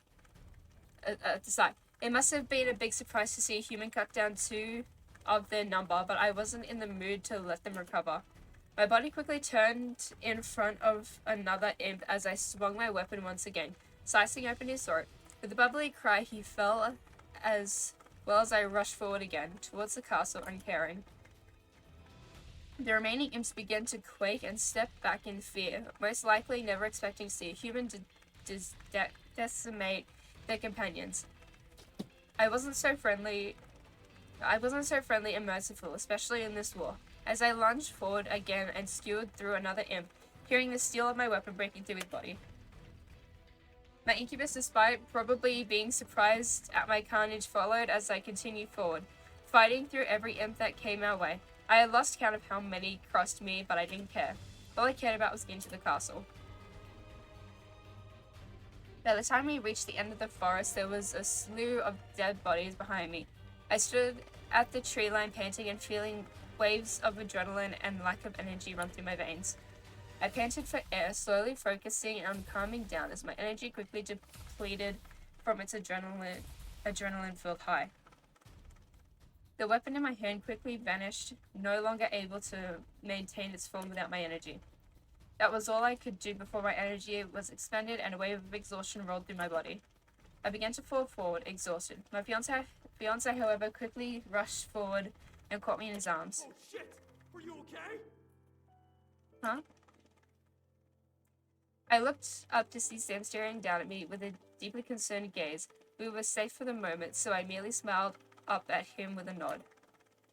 I'm fine. I promise to protect you like you protect me. Sam pressed his lips together and shook his head, glaring down at me before wrapping his arms fully around me and hugging me to him. Fucking doofus. I love you. I hugged him back, feeling a relief that we had finally arrived at the castle and were about to rush inside. As we slowly pulled away, Sam lifted me up and helped me to my feet. You okay? Yeah. I nodded, shaking the exhaustion from my mind. I was ready to end this. I looked up at the castle gates and felt a rush of determination run through me. Let's go finish this.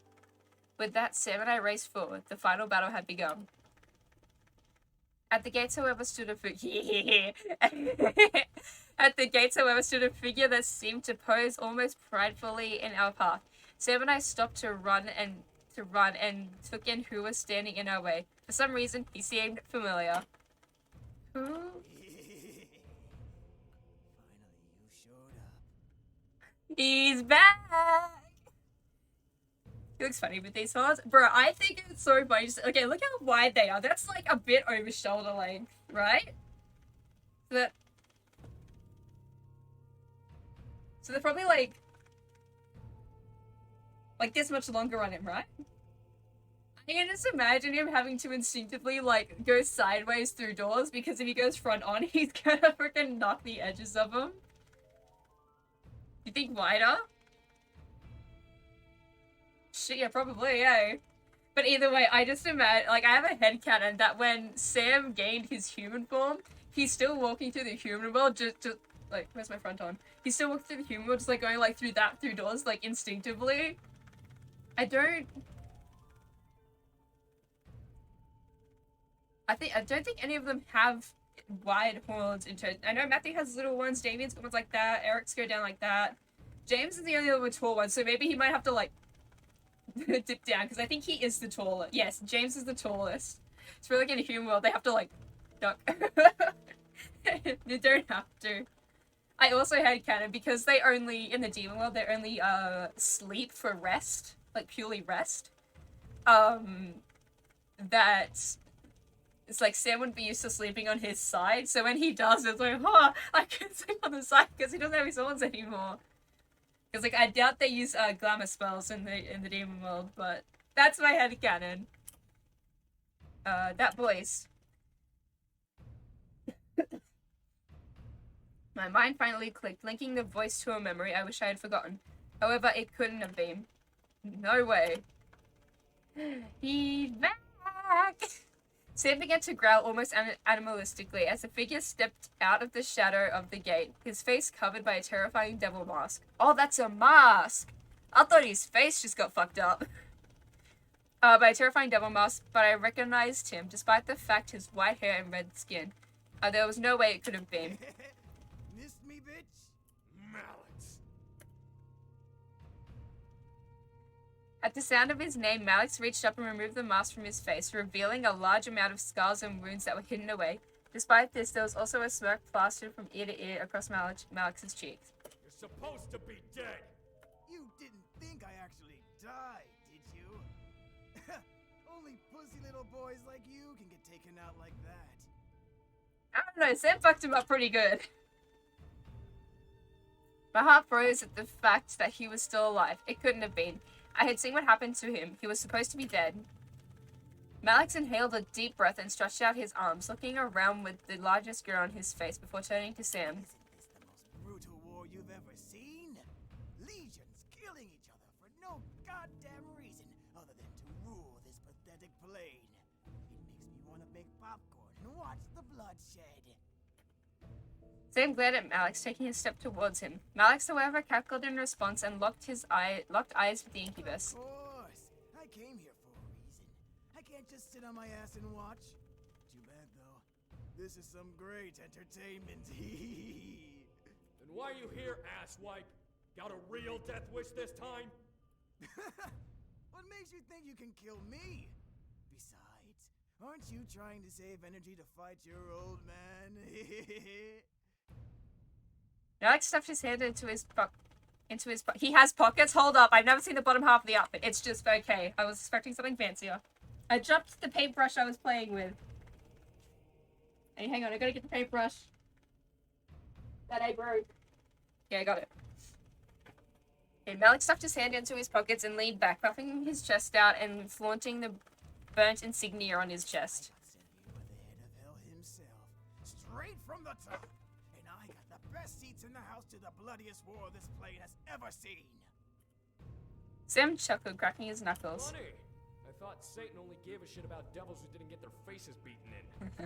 Seems like he's getting soft. Instantly, Malix's face shifted into an angry scowl, making the smirk on Sim's face whiten. Now that you're all hot and bothered, tell me what you're up to before I send you back with your head up your ass. Well, first I'm gonna paint these gates with your blood. Then wait until this war is over before I annihilate every fucking demon left and make this world a part of hell, just like it was supposed to be. You're funny for a dead man. Am I? You tried to kill me once before, dipshit. Look where that got you. Didn't work out so well, did it?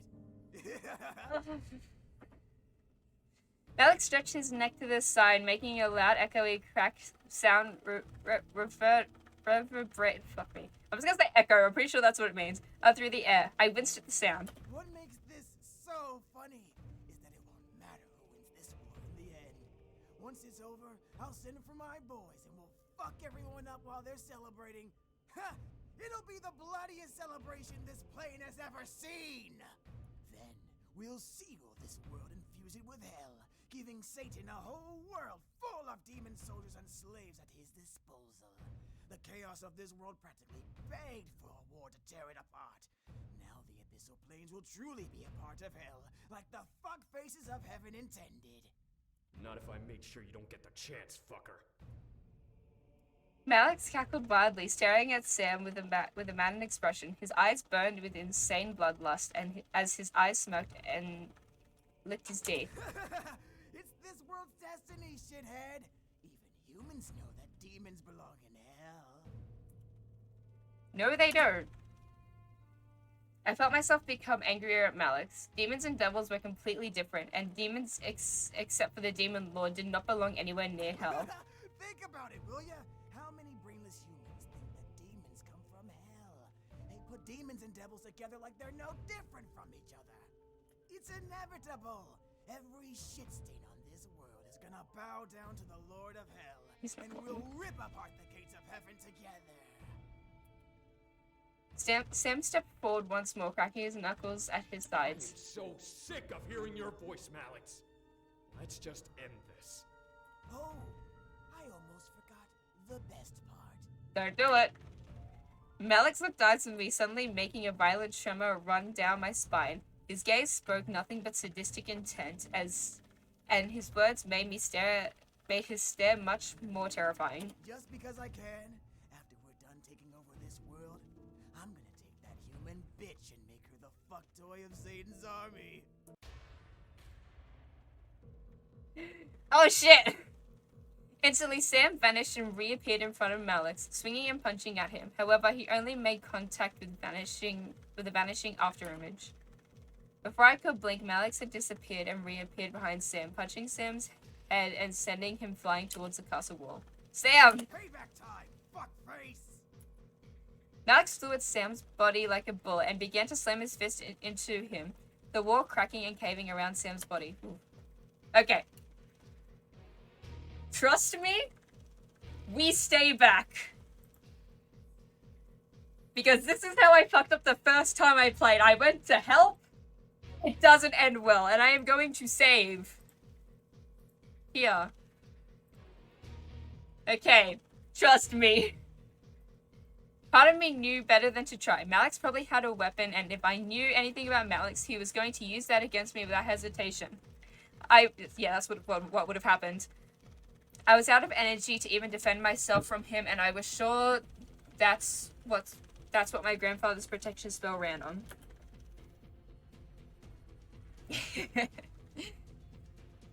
He wanted to beat Sam before trying to kill him. His pride was one downfall of his that I remembered very clearly.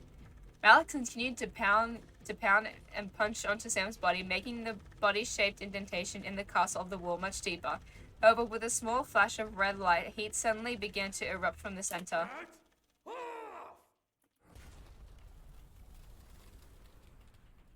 Okay. Malix was suddenly forced back from a bright energy pulse as Sam pushed himself out of the hole that he was trapped in. Around his body were green flickering waves of energy pulsating in time with Sam's breath. I stared in shock, watching smoke rise from the creases of Sam's mouth and his nostrils and mouth. Creases of Sam's mouth as he formed a large sword in his hands. Something in his eyes was burning and he fueled it with rage. Ooh, got some fire this time, huh? Malix raised the arms at his side, forming a large sword with a red blade and a chain connecting from the hilt to his belt. So do I. You're fucked! Malix and Sam rushed at each other, slamming their swords into each other with a reckless speed. I couldn't understand how Malix gained the ability to be as fast as Sam, but something about the devil was very different from the first and last time I had seen him. He was much more cocky, and there was some sort of strength within him that frightened me, more than before. However, I felt that Sam still had the upper hand. There was no way he would let Malix win. Sam flipped over Malix and slashed his back, reopening the fabric of his vest, but not deep enough to make contact with the skin. Malix snarled and spun around, reinitiating their clash of swords. Wrong, pretty boy. You seem to be holding back. I don't need to waste energy killing you! You're not worth it. At last, their swords slammed against one another, and a screeching echoing throughout the air. Both pushed against one another, snarling into each other's faces. Pointless, Incubus! This world is fucked! Tell that to Satan when you die! Sam suddenly lifted his foot up and jammed it into Malix's chest, kicking him back towards the castle wall. With a grunt and the crack of a broken ribs reverberating through the air, Malix slid back and glared at Sam. However, the glare quickly died into a look of sadistic amusement as Malix rolled his shoulders and stood back up, as if he could just shrug off the injury. Around his body grew a bright orange and red flame, causing waves of heat to pulse through the air around us. Final showdown? You got it!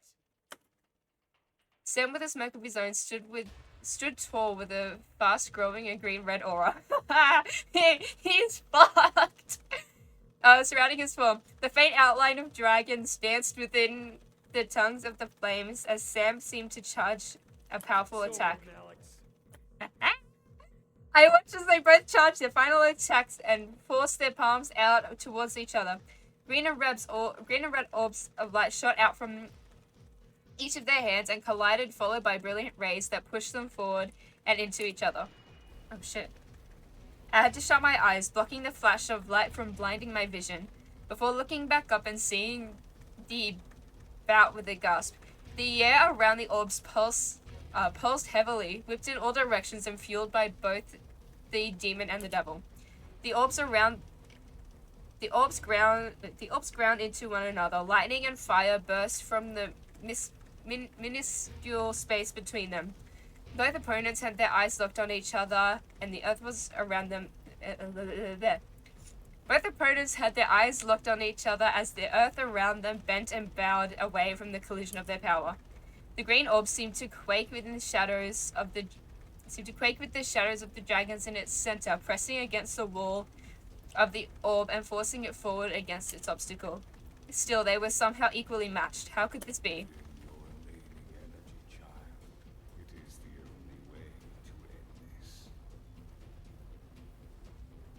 The voice of the dragon rang in my head as I stared at Sam. His face was tightened in pure anger and determination. He was giving as much as he could, but I knew he was holding back to save his energy for his father. I took a breath and quickly rushed over to Sam, grabbing a hold of his arm and feeling his body naturally pull energy from me. What are you doing? Ending this together! Sam stared at me, causing his orb to falter, but as I passed my energy onto him, Sam nodded and focused back on Malix, concentrating his orb forward with both his energy and mine. Malix would not win. I wouldn't let him. At last, the deadlock became pressed as Sam's orb pushed Malix's back inch by inch, with each push getting stronger and faster. I could feel myself growing dizzy, but I didn't care. This was Malix's last stand. No! I glared hard at Malix as the clash between them became full of green energy, cutting through the devil's attack with ease. At last, the dragons reached their prey as the orb finally clashed into Malix's body, enveloping him in light.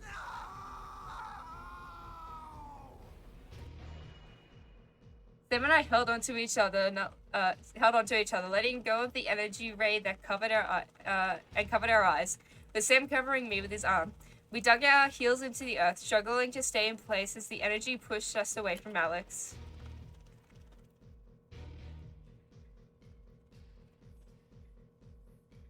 The gas pressed and rushed against our bodies until at last the wind stopped. Sam and I slowly lifted our heads and looked over, wanting to see what had become of Malix. There was no trace of him. The spot where he stood was charred, and the smoke that rose from the ashes of the area danced in the air like rising dragons. We did it. We killed him at last. Woo! He's dead! I don't know if it's been a while since I've read that fight scene, but I don't remember the whole orb fight. I thought it went differently. Maybe it's been that long since I played it, maybe. I crumbled to my knees, slamming my hands to the ground to keep myself upright as I panted. I was worn out. If I hadn't been out of energy before, I definitely was now. Sam quickly dropped down beside me, wrapping an arm around my shoulder and laying a careful hand on my arm. Are you okay? I nodded, obviously lying, but I knew that we had more important things to worry about. Malix was gone, hopefully dead for real, and we were at the castle gates ready to charge in and fight the Demon Lord. As Sam and I both looked up, we both locked our sights on a window exploding outward with a figure flying out of it. As the figure flapped their wings and steadied themselves, they swooped back inside. Diana! As I gripped Sam's arm and lifted myself, knowing that we had to get inside. Yeah, let's go! Sam nodded before taking my head and rushing forward, speeding through the twists and turns of the castle towards a large archway leading up into the tower, where we could hear Diana and the Demon Lord fighting above. Sam and I raced up the stairs of the tower, hearing the echoed cries and clashes of steel bouncing off the walls. My heart began to race as the sound of weapons meeting stopped with Diana screaming. Oh, that is bright. Sam and I finally reached the top, staring wide-eyed at the sight of the Demon Lord and Diana. The Demon Lord had Diana's throat in a hard grip, and as the other hand gripped onto her wings, his finger digging into them roughly. We could barely react as the Demon Lord ripped the— Oh shit! That makes me cringe! We could barely react as the Demon Lord ripped them off Diana's back and pulling Diana's body in the opposite direction. Ugh, ow. The Demon Lord, basking in his success, lifted the torn wings to his mouth and let the blood dribble from the open— trigger warning for gore! Okay! The blood dribbled the open wounds onto his tongue. I fought not to gag at the sight. Sam, however, shouted and made the room shake with his voice. His rage showed his feelings clearly, despite seeing the one who fathered him after years of separation. Nice. The Demon Lord instantly peered over, locking his eyes onto Sam's form. As Sam began to step forward, appeased with the new challenger. The Demon Lord licked his lips and tossed Diana to the side. Diana landed with a hard thud and slid across the floor, slamming against one of the stone frames that kept the stained glass of the room together. On her back were two large open wounds that weren't healing or fading away into her body like I expected. Diana! Check on her. This bastard is mine. It's going down! Sam continued to walk forward as I nodded and rushed over to Diana. She was struggling to push herself up onto her hands, falling back onto the floor in failure as I approached. I gotcha, hold on. Before hello. Before my eyes, a small white light flashed beside us, revealing Zero. He quickly looked around before he looked down at Diana and rushed to his knees beside her. I got onto my knees and helped Diana get up onto her, seeing her worn and tired face. As she got up, she instantly fell to the side. She instantly fell to the side into Sarah's arms. Sarah quickly wrapped his arms around Diana and kissed her head, most likely trying to feed her energy to heal. Her back wounds, despite the energy, were not closing. All across her body were slash marks and bruises with the intense struggle, but I knew already that she had put up a good fight. Now it was Sam's turn. Yeah, let's go! The Demon Lord raised his arms to his side, visually challenging his new opponent with a wide smirk on his face and a scowl in his eyes. So you want to die too? I always knew you were a disgrace. Fuck you! I've waited a long time to kick your ass. Yeah!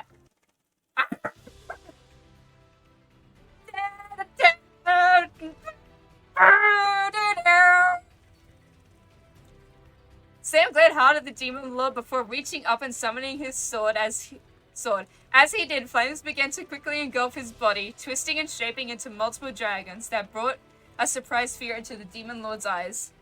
You will burn and fall into the darkest depths of the abyss where you belong.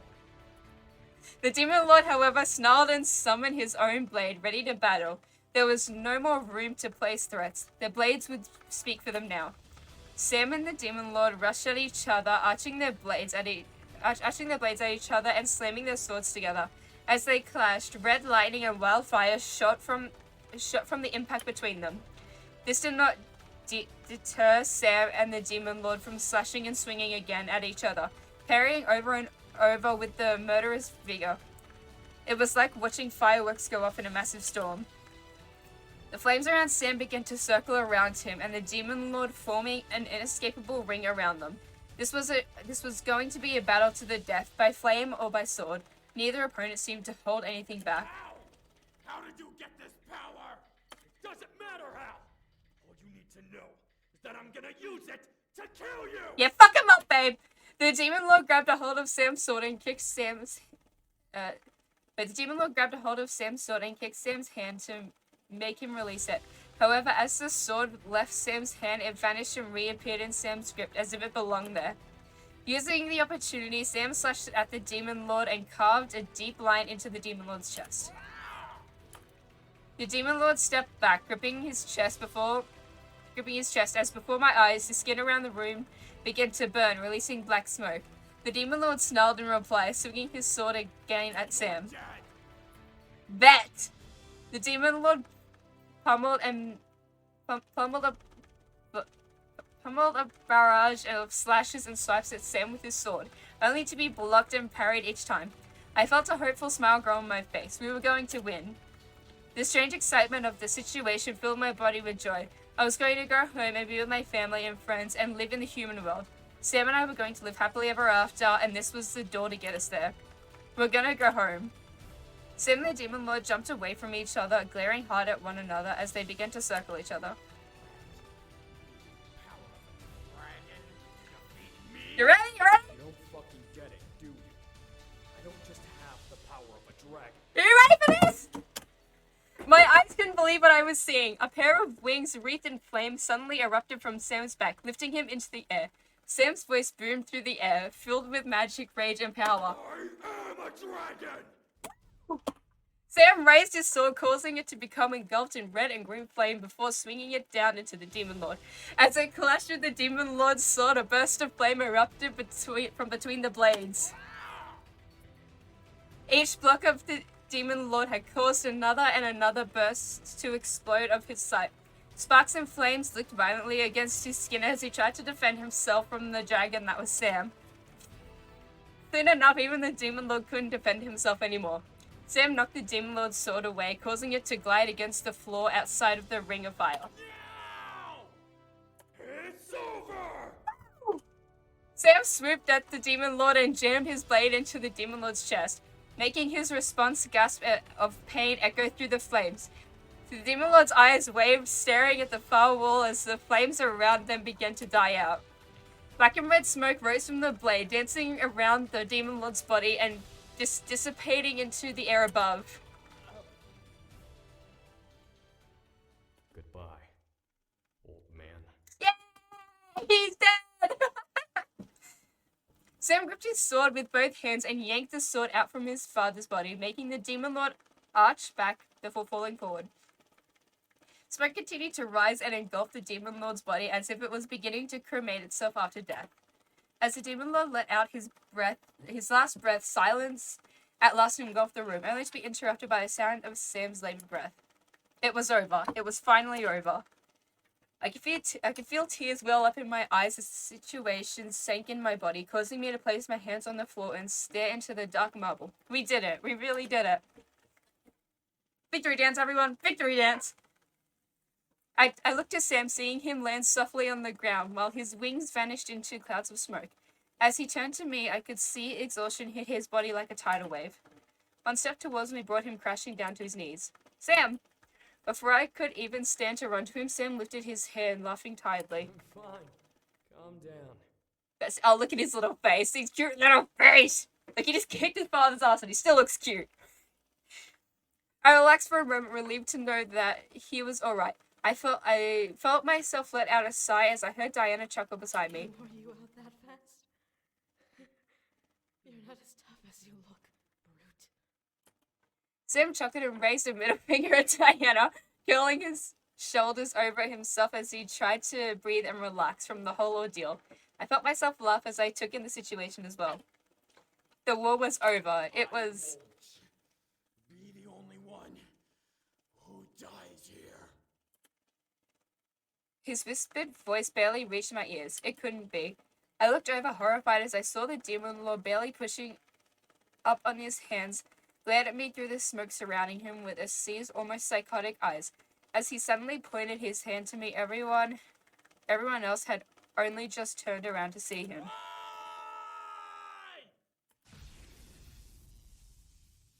Within a mere breath of seconds, a line of red lightning was fired straight at me from his outstretched hand. I didn't have time to react. I didn't have time to think. Time seemed to move in slow motion as the red bolt inched closer to my body, about to make impact with my sternum. Sam, despite his speed, wasn't fast enough to stop its journey towards my chest. Fuck, did we fuck up?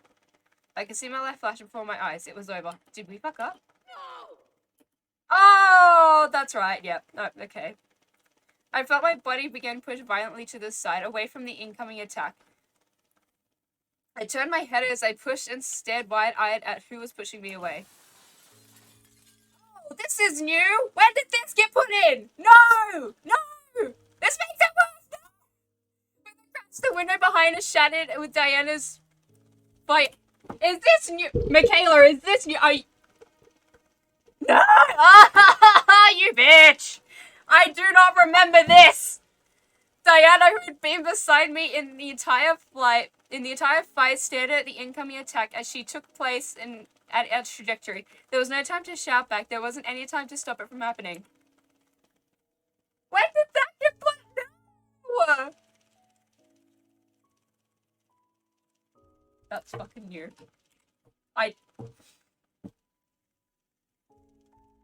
No, I don't remember that being installed. Diana, who had been beside me, we read that. I could only watch as the ray slammed against Diana's chest and forced her body backwards into the stained glass behind us. My gaze followed Diana's body, seeing her look to me with a sad, teary-eyed smile. There were no words that could be said as she flew into the air. There was no way to grab her and pull her back. All I could do was watch as Diana's body arched back and plummeted downwards towards the decaying sea below. Ah! She no longer had her wings and she couldn't fly to save herself. Any creature unfortunate enough to fall into that cursed stretch of water will be doomed to sink into an endless black void. They can never die due to the dark magic in the water, but they can never come back up. There's no saving them. I reached out despite the futility of it towards Diana and watched her sink through the air and gravity took hold. I barely had time to blink as a figure ran past my body and pushed off the ledge of the window, zipping straight forward to Diana's body. Oh! Sarah, please. Sarah's pale face... Sarah's face as pale as snow had projected his body towards her and had managed to wrap his arms around her form, causing her to cling to him. Both demons, however, plummeted towards the dark waters, quickly vanishing from sight. Fuck me. Oh, I couldn't even see the splash their bodies made as they hit the water surface. Diana! I gripped the edge of the tower, not believing what I was seeing. This couldn't have been real. Diana and Sarah were gone. Even as Sarah called her name. Even if magic was on their side. How could they be gone?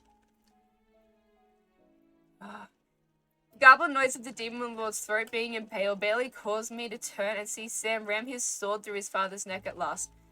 Through his father's neck. At last the demon lord fell lifeless for sure. However, my vision became obscured by tears. Of course, this I wonder. Oh! Because Diana cares, that's why! I watched behind a veil of tears as Sam rushed over to me and wrapped his arms around me, pulling me close and laying my head on his shoulder. You okay? I could barely even mutter a no or shake my head. I buried my face into Sam's shoulder, gripping him as the sight of Diana's falling burned itself into my memory. I felt something in my soul lift and disappear, but I couldn't have cared less. I heard the heavy sounds of footsteps rush towards us, but I didn't lift up my head. Sam! Wait, where's... Diana and Sarah were gone. Gone? they fell into the sea. I felt Sam nod, still hugging me tightly. He held my head close to him as he spoke for us. Diana saved her from that bastard's last attack. The guard jumped after her.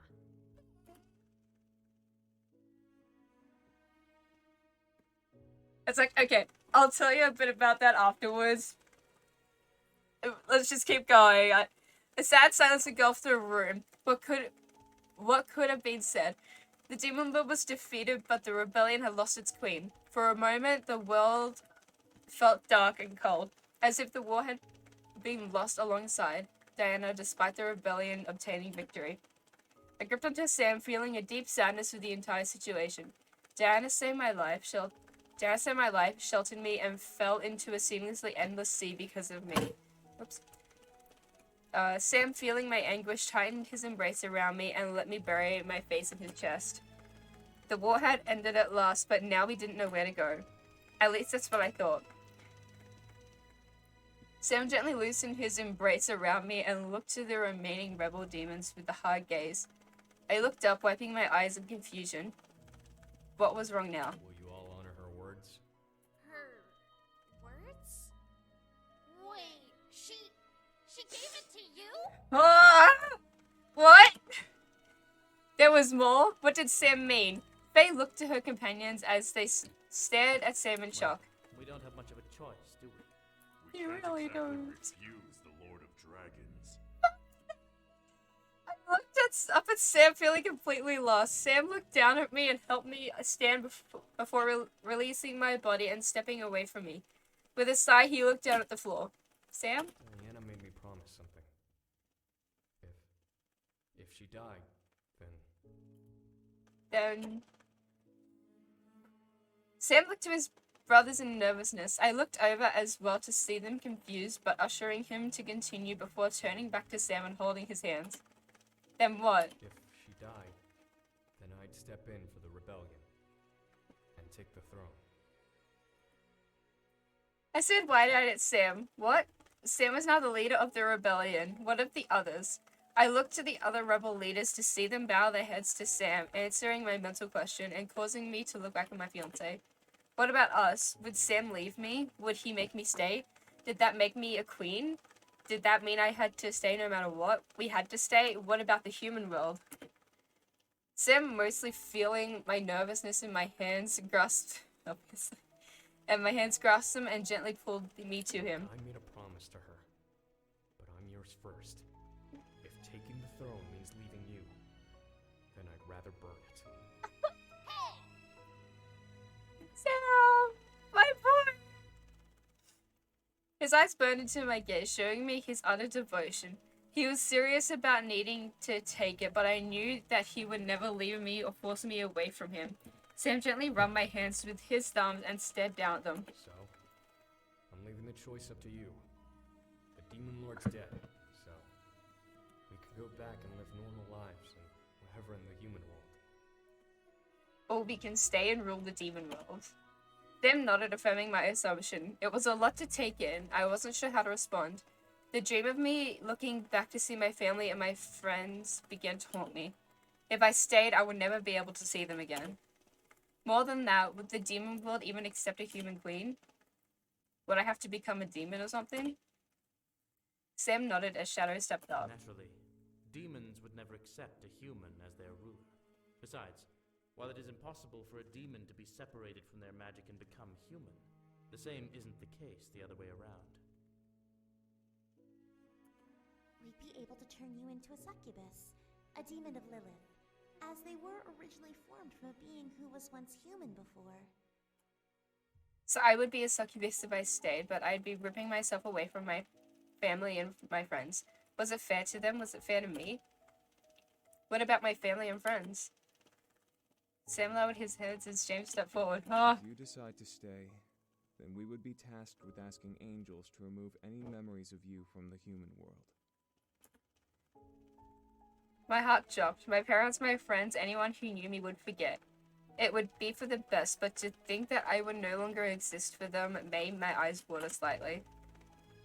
I wasn't sure what to say. I felt myself freeze in place, unsure whether to run back into the light of the human world or to stay in the dark of the demon world. I could feel the situation sink into my stomach, but I knew I had to make a choice. Thoughts of Diana pushing me away from the Demon Lord's final attack replayed in my head, reminding me that she gave her life for me when she was meant to take up the responsibility of having the world on her shoulders. Sam gripped my hand slightly, causing me to gaze up into his eyes. I know this is a big decision, but just know that whatever you choose, I'll be with you no matter what.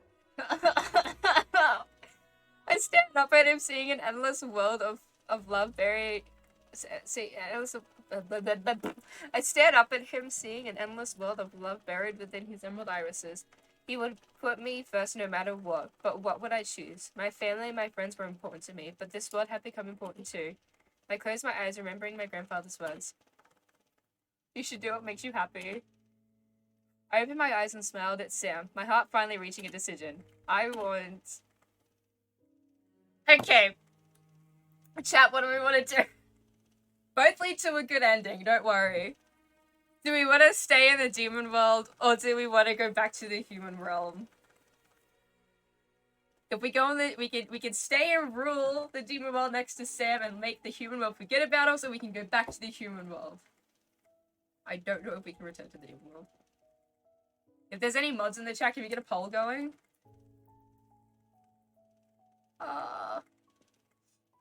Back, you want to go back to the human world?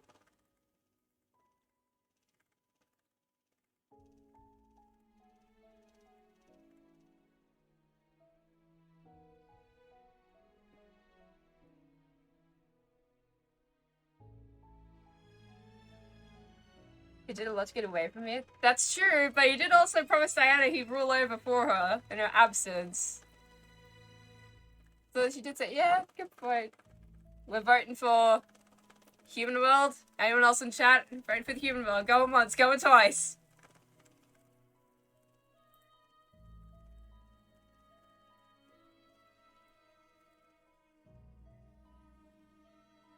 Okay, return to the human world. Going once. Going twice. My heart belonged there. I was human after all. I knew that the demon world was important to Sam and Diana, but I would never be truly happy here. I missed the blue sky and the sweet air of home to call me back. The curse on me had been lifted. We fought in the water, return home. That was what we had to do. Where was a choice that led to this?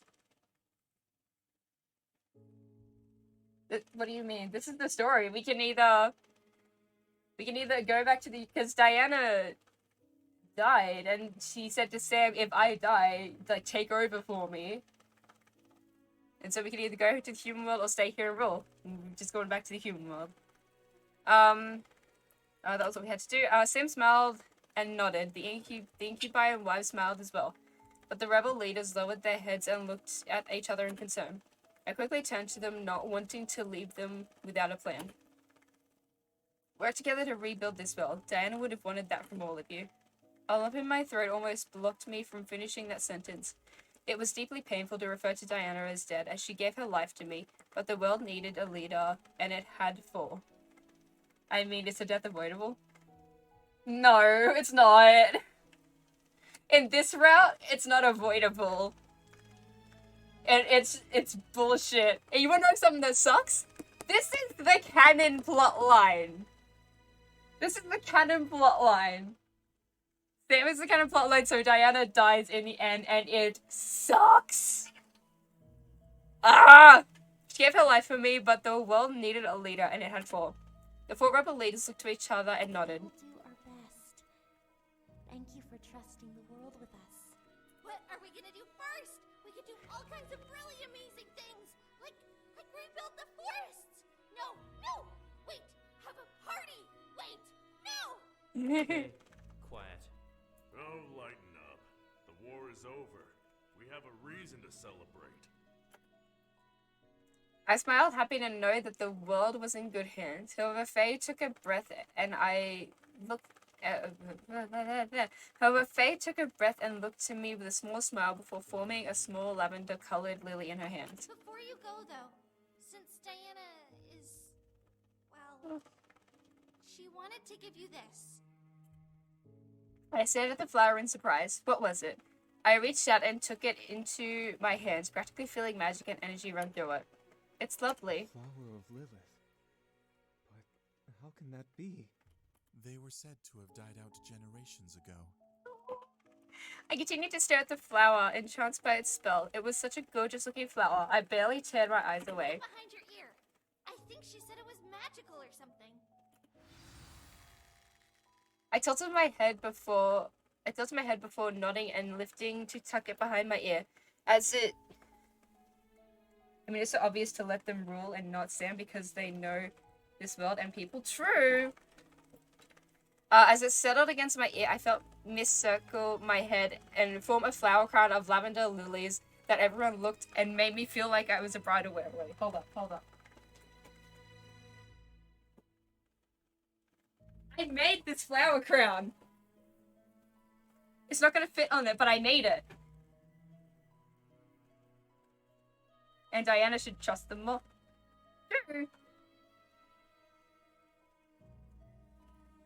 I mean, they did fight the war, like, for them, in a way, like we found out earlier.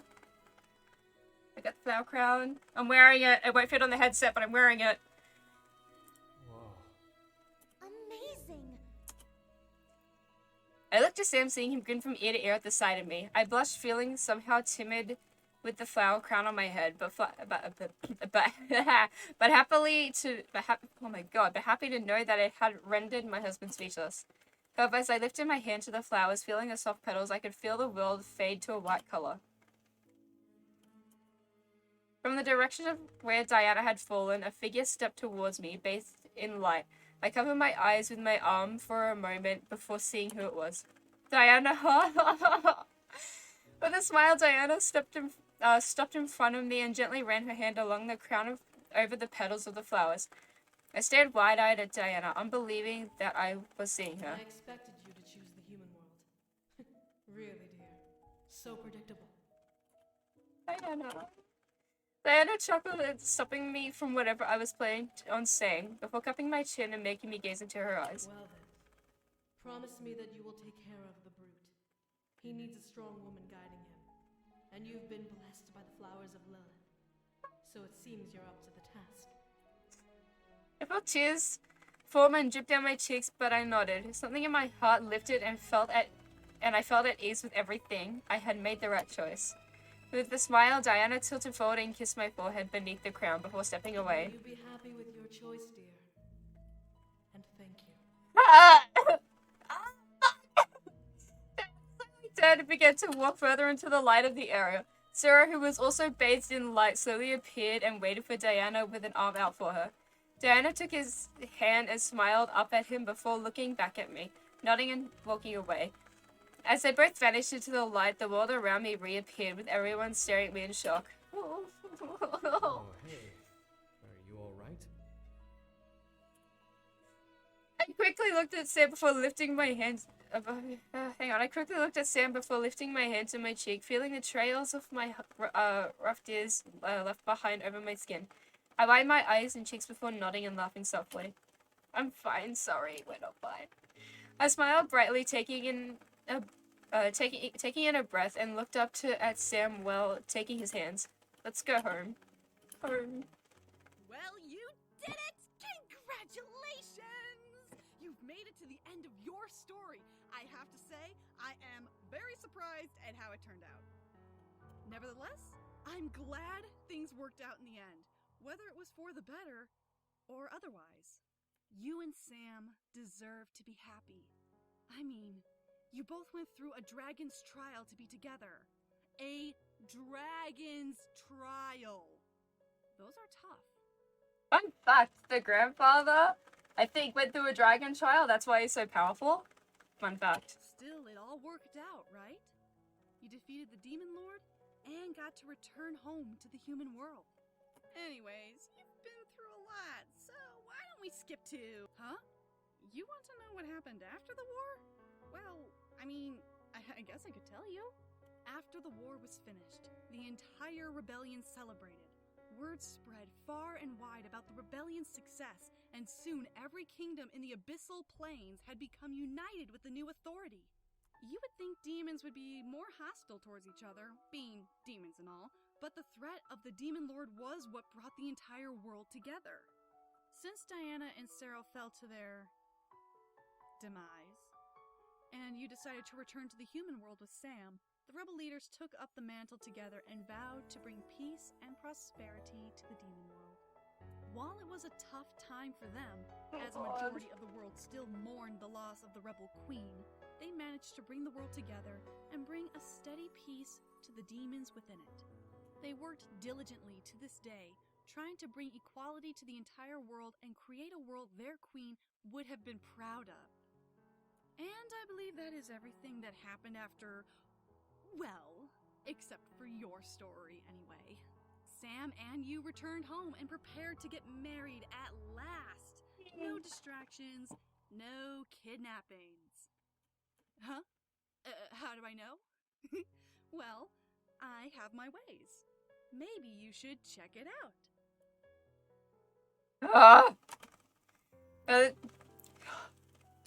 By the time I returned to the human world, I had regained all of my pre-wedding jitters.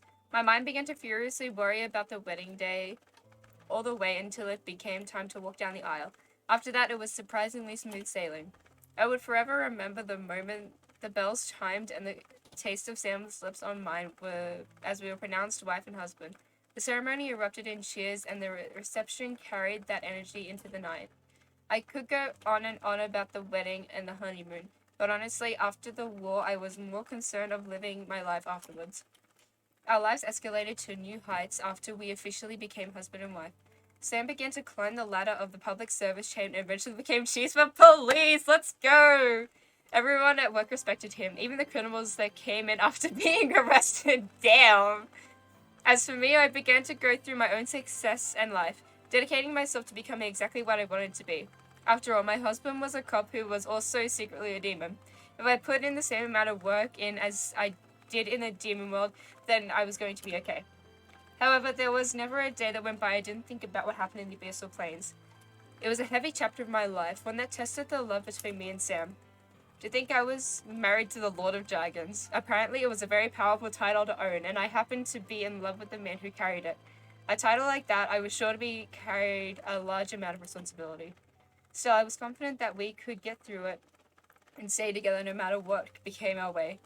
Demon, devil, dragon, it didn't matter to us. We were unstoppable together. The faint memory of my own power slightly tingled through me every time I grew confident, eagerly reminding me that I had the strength of my own.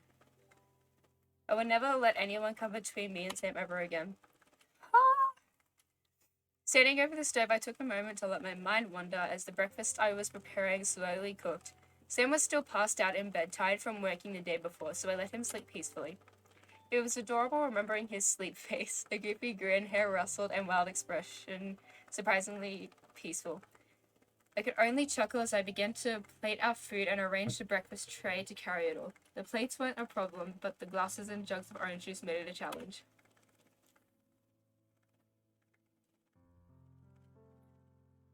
I, however, was confident enough in my skills to carry a breakfast to our room to surprise Sam. I could never.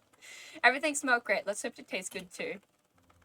I slowly made my way to the bedroom, climbing the stairs one step at a time. While it was usually true that you lose balance the slower you go when carrying something, I didn't want to just bolt up the stairs in hope of getting everything everywhere in one place.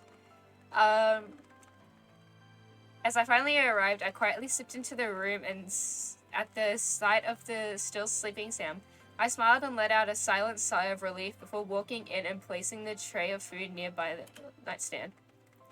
Oh, it's the crown. I was wondering what's tapping my head. It's the crown. The sight of Diana's lily caught my attention. It was in a beautiful vase Sam and I custom ordered, decorating the nightstand perfectly. Because of its magical nature, it was still alive and looked as freshly bloomed as the day I received it. Despite it being a bittersweet day, Sam and I cherished the lily and cared for it a lot. It was a physical memory of an important chapter of my life, and I felt so blessed to have it still. I let out another sigh before walking around the bed and sitting in the spot I usually slept in before gently nudging Sam. Sam, it's almost 10 a.m. Come on. I was still asleep by then.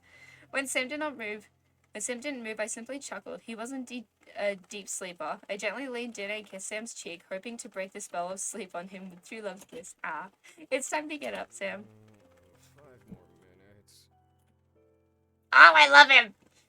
I could only laugh before crawling further into the bed and sitting beside him while breakfast was waiting. Sam deserved to sleep a little longer. He had been working hard ever since the promotion, so it was no surprise to see him struggle to get up. I ruffled Sam's hair a bit, making him groan, and pushed my hand off tiredly, but that only spurred me to laugh harder. As I did, Sam finally opened an eye and stared up at me, exhausted haze evident in his gaze. I covered my mouth and giggled, a little apologetic for waking him up with my laughter. Sorry, I'll be quiet. Sam shook his head and yawned, stretching his arms up and shutting his eyes before opening them again and lazily looking up at me from his pillow. Morning, Sam. I made breakfast. Sam sniffed the air and turned his head and looked to the tray before nodding and returning his lazy pose on the bed. Smells good. Bet it tastes even better. I would hope so. Sam gave me a toothy grin before gently pulling me down to lie beside him. Whoa, Sam. I was silenced by Sam nuzzling my shoulder and pulling me close to cuddle against my body. My face began to heat as I felt warmth around me. Wait in a bit. I want to stay here for a while. I took the moment in before nodding and wrapping my arms around him, nuzzling his chest. Sam smiled and kissed my head, relaxing into the embrace. He felt perfect in my arms, and nothing could have been better than being held by him. It was like I was lying in paradise. Did you sleep okay? You? Yeah. Our words became simple, but our embrace only intensified our love for each other. The bed became like a cloud, and the room almost lost its shape in my eyes as all I could focus on was Sam. You know that, right? Yeah, I love you too. I love you and care about you so much. Sam, please. My heart. I looked up at Sam, seeing the love he spoke of. Hang on. I looked up at Sam, seeing the love he spoke of burn brightly in his eyes, and locked his gaze with mine. I felt my heart beating wildly in my chest before leaning up and nuzzling my forehead to his with a peaceful and happy smile. And I you, Sam, more than you will ever know. There was nothing more that needed to be said. Our feelings were simple but powerful enough to move continents. Our love may have seemed plain at a glance, but within our hearts burned the flames of our devotion and passion for one another. I couldn't stop my spiral from growing before leaning in and kissing Sam lovingly, feeling him kiss back with the same amount of love and passion I had. No matter what, we would always find each other, and we would always wind up back in each other's arms, and we would fly through every obstacle in our way on the wings of our love. And that was my perfect happily ever after.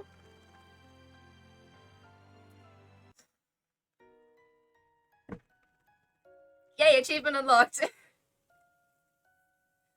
Oh, that was so cute.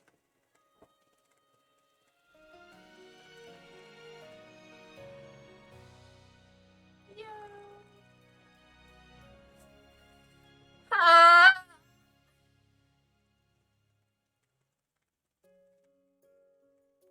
That's so cute.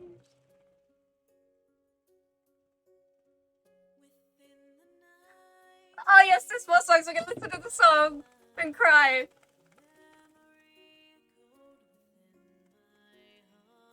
Sure, it helped with the SFX? What? It's so cool. I love knowing just how much, like, what everyone's done. I've never been so intrigued to read credits.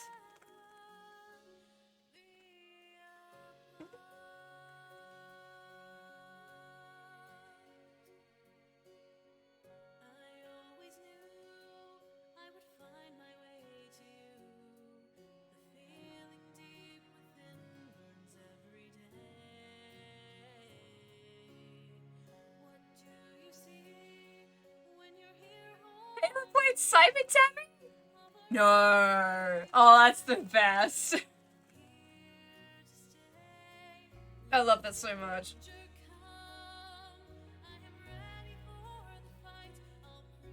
Can we... Hold up. Let's get this going.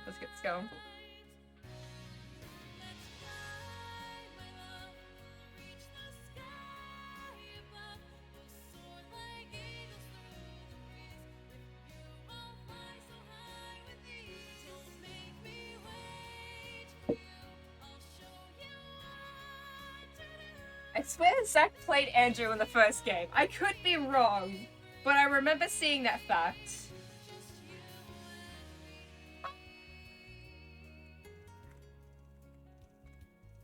I dropped the paintbrush again.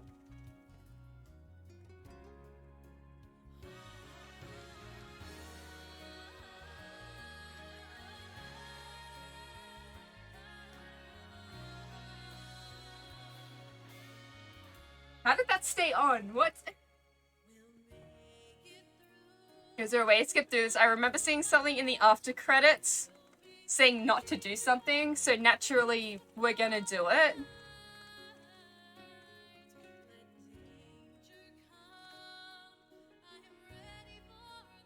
Come on, come on, come on.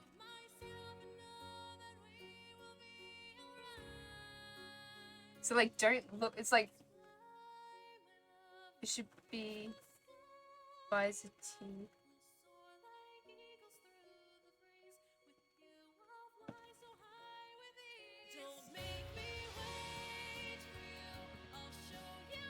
Should be invited to sit properly. Maybe.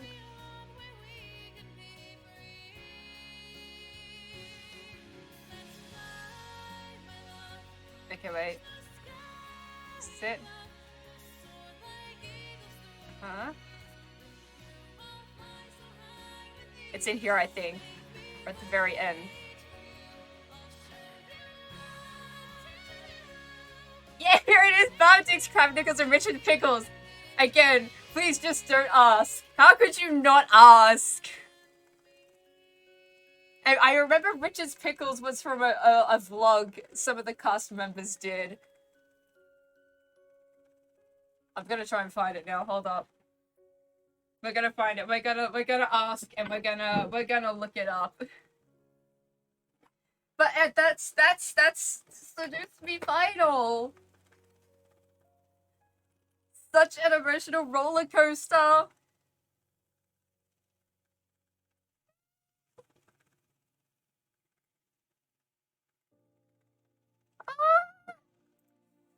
Ah! Ah! Why would you do this? Better yet, hold the fuck up. Better yet. My palms are sweaty, my mom's spaghetti. I'm kidding, but I... We have access to the... Oh no, fuck this, guys. We're watching the bloopers. It's the funniest shit. Hold up.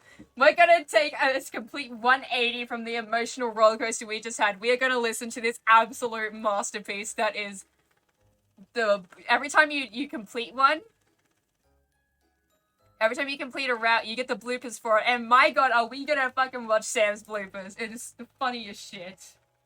My palms are sweaty, my mom's spaghetti. I'm kidding, but I am sweaty. Alright, Sam's script. Here we go.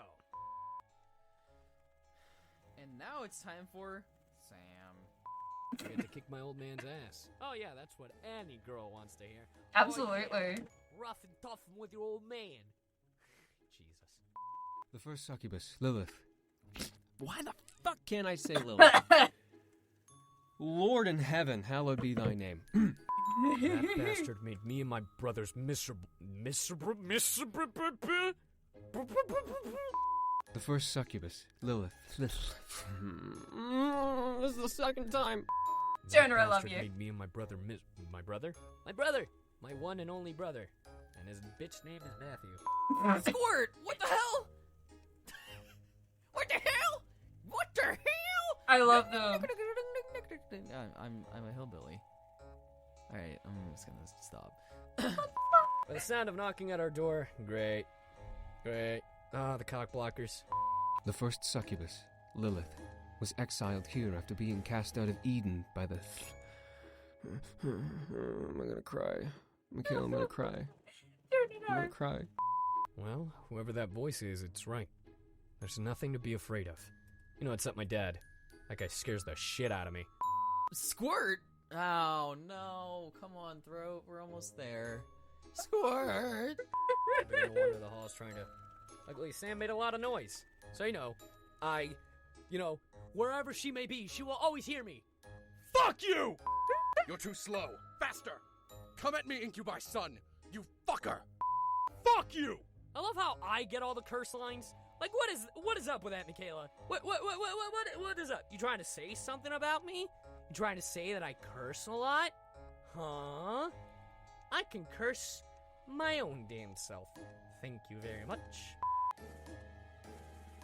What I love about that is that Alejandro does get a lot of... I think he has mentioned he gets a lot of yelling lines, like roles, and it is so fucking funny. My palms are sweaty, my mom's spaghetti. I'm kidding, but I am. Fuck, I just restarted it, but it's fine. We got most of them anyway, I think. But, oh, it's the funniest shit. If you've got the chance to watch the bloopers, 100 out of 10 do recommend. It is so funny. Yes, that was Seduce Me, Demon War. I hope you had the emotional roller coaster that I did.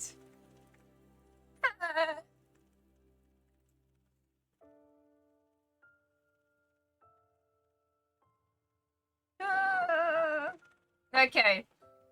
I guess we gotta do a poll for who we're gonna do next, which I'll probably post on my Instagram. So stay tuned on the story. Yeah. Personally, I would vote for either Matthew or Damien, because Damien is my next favorite and has an interesting storyline. But I think Matthew is, Matthew's up there for, like, favorite stories, plotlines for this one, because unlike the first game, these ones actually vary in how different they are. So... yeah, I'll host it on my Instagram story. You'll have 24 hours to vote who you want to do next. Oh, yeah, and once again, if we get to 20 subs, Mother's gonna join us for a whole stream. Or at least for an hour. In costume.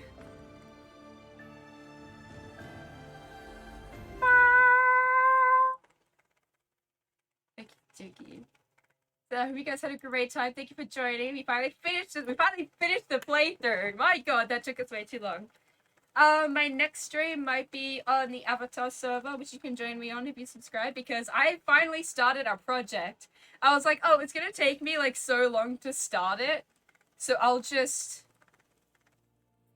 like, start it and see how we go. And I progressively got more and more, like, going. And I was like, oh, yeah, we probably can do this on stream, given how quickly this is going. So, yeah, next time we'll probably be doing building and vibes, and resource gathering. I'll do as much resource gathering I can off stream, but I really don't know how much I'm gonna get. I don't know how much I need, is what I should say. But yeah, that's what we have planned for next time. Why the fuck can't I spell?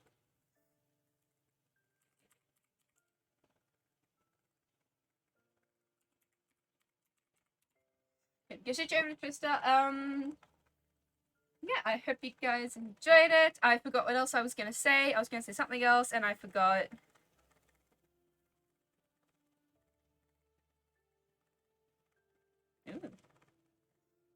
Ooh. Yeah, hope you all enjoyed it. Let me just get into this. Let's chat a little longer, because I enjoy chatting, and I also need to wait for ads to tick over on this. I hope the microphone's okay. I had to put a noise suppression filter on it. I hope it works with my fan on, because it is loud as shit. I have soundproof headphones on. I can hear it buzzing. Oh yes. I've had good times, good times. What else here? Yeah, so look, I literally was gonna say, I was gonna be like, oh yes, I need to tell them this, and I have forgotten what I need to tell you guys.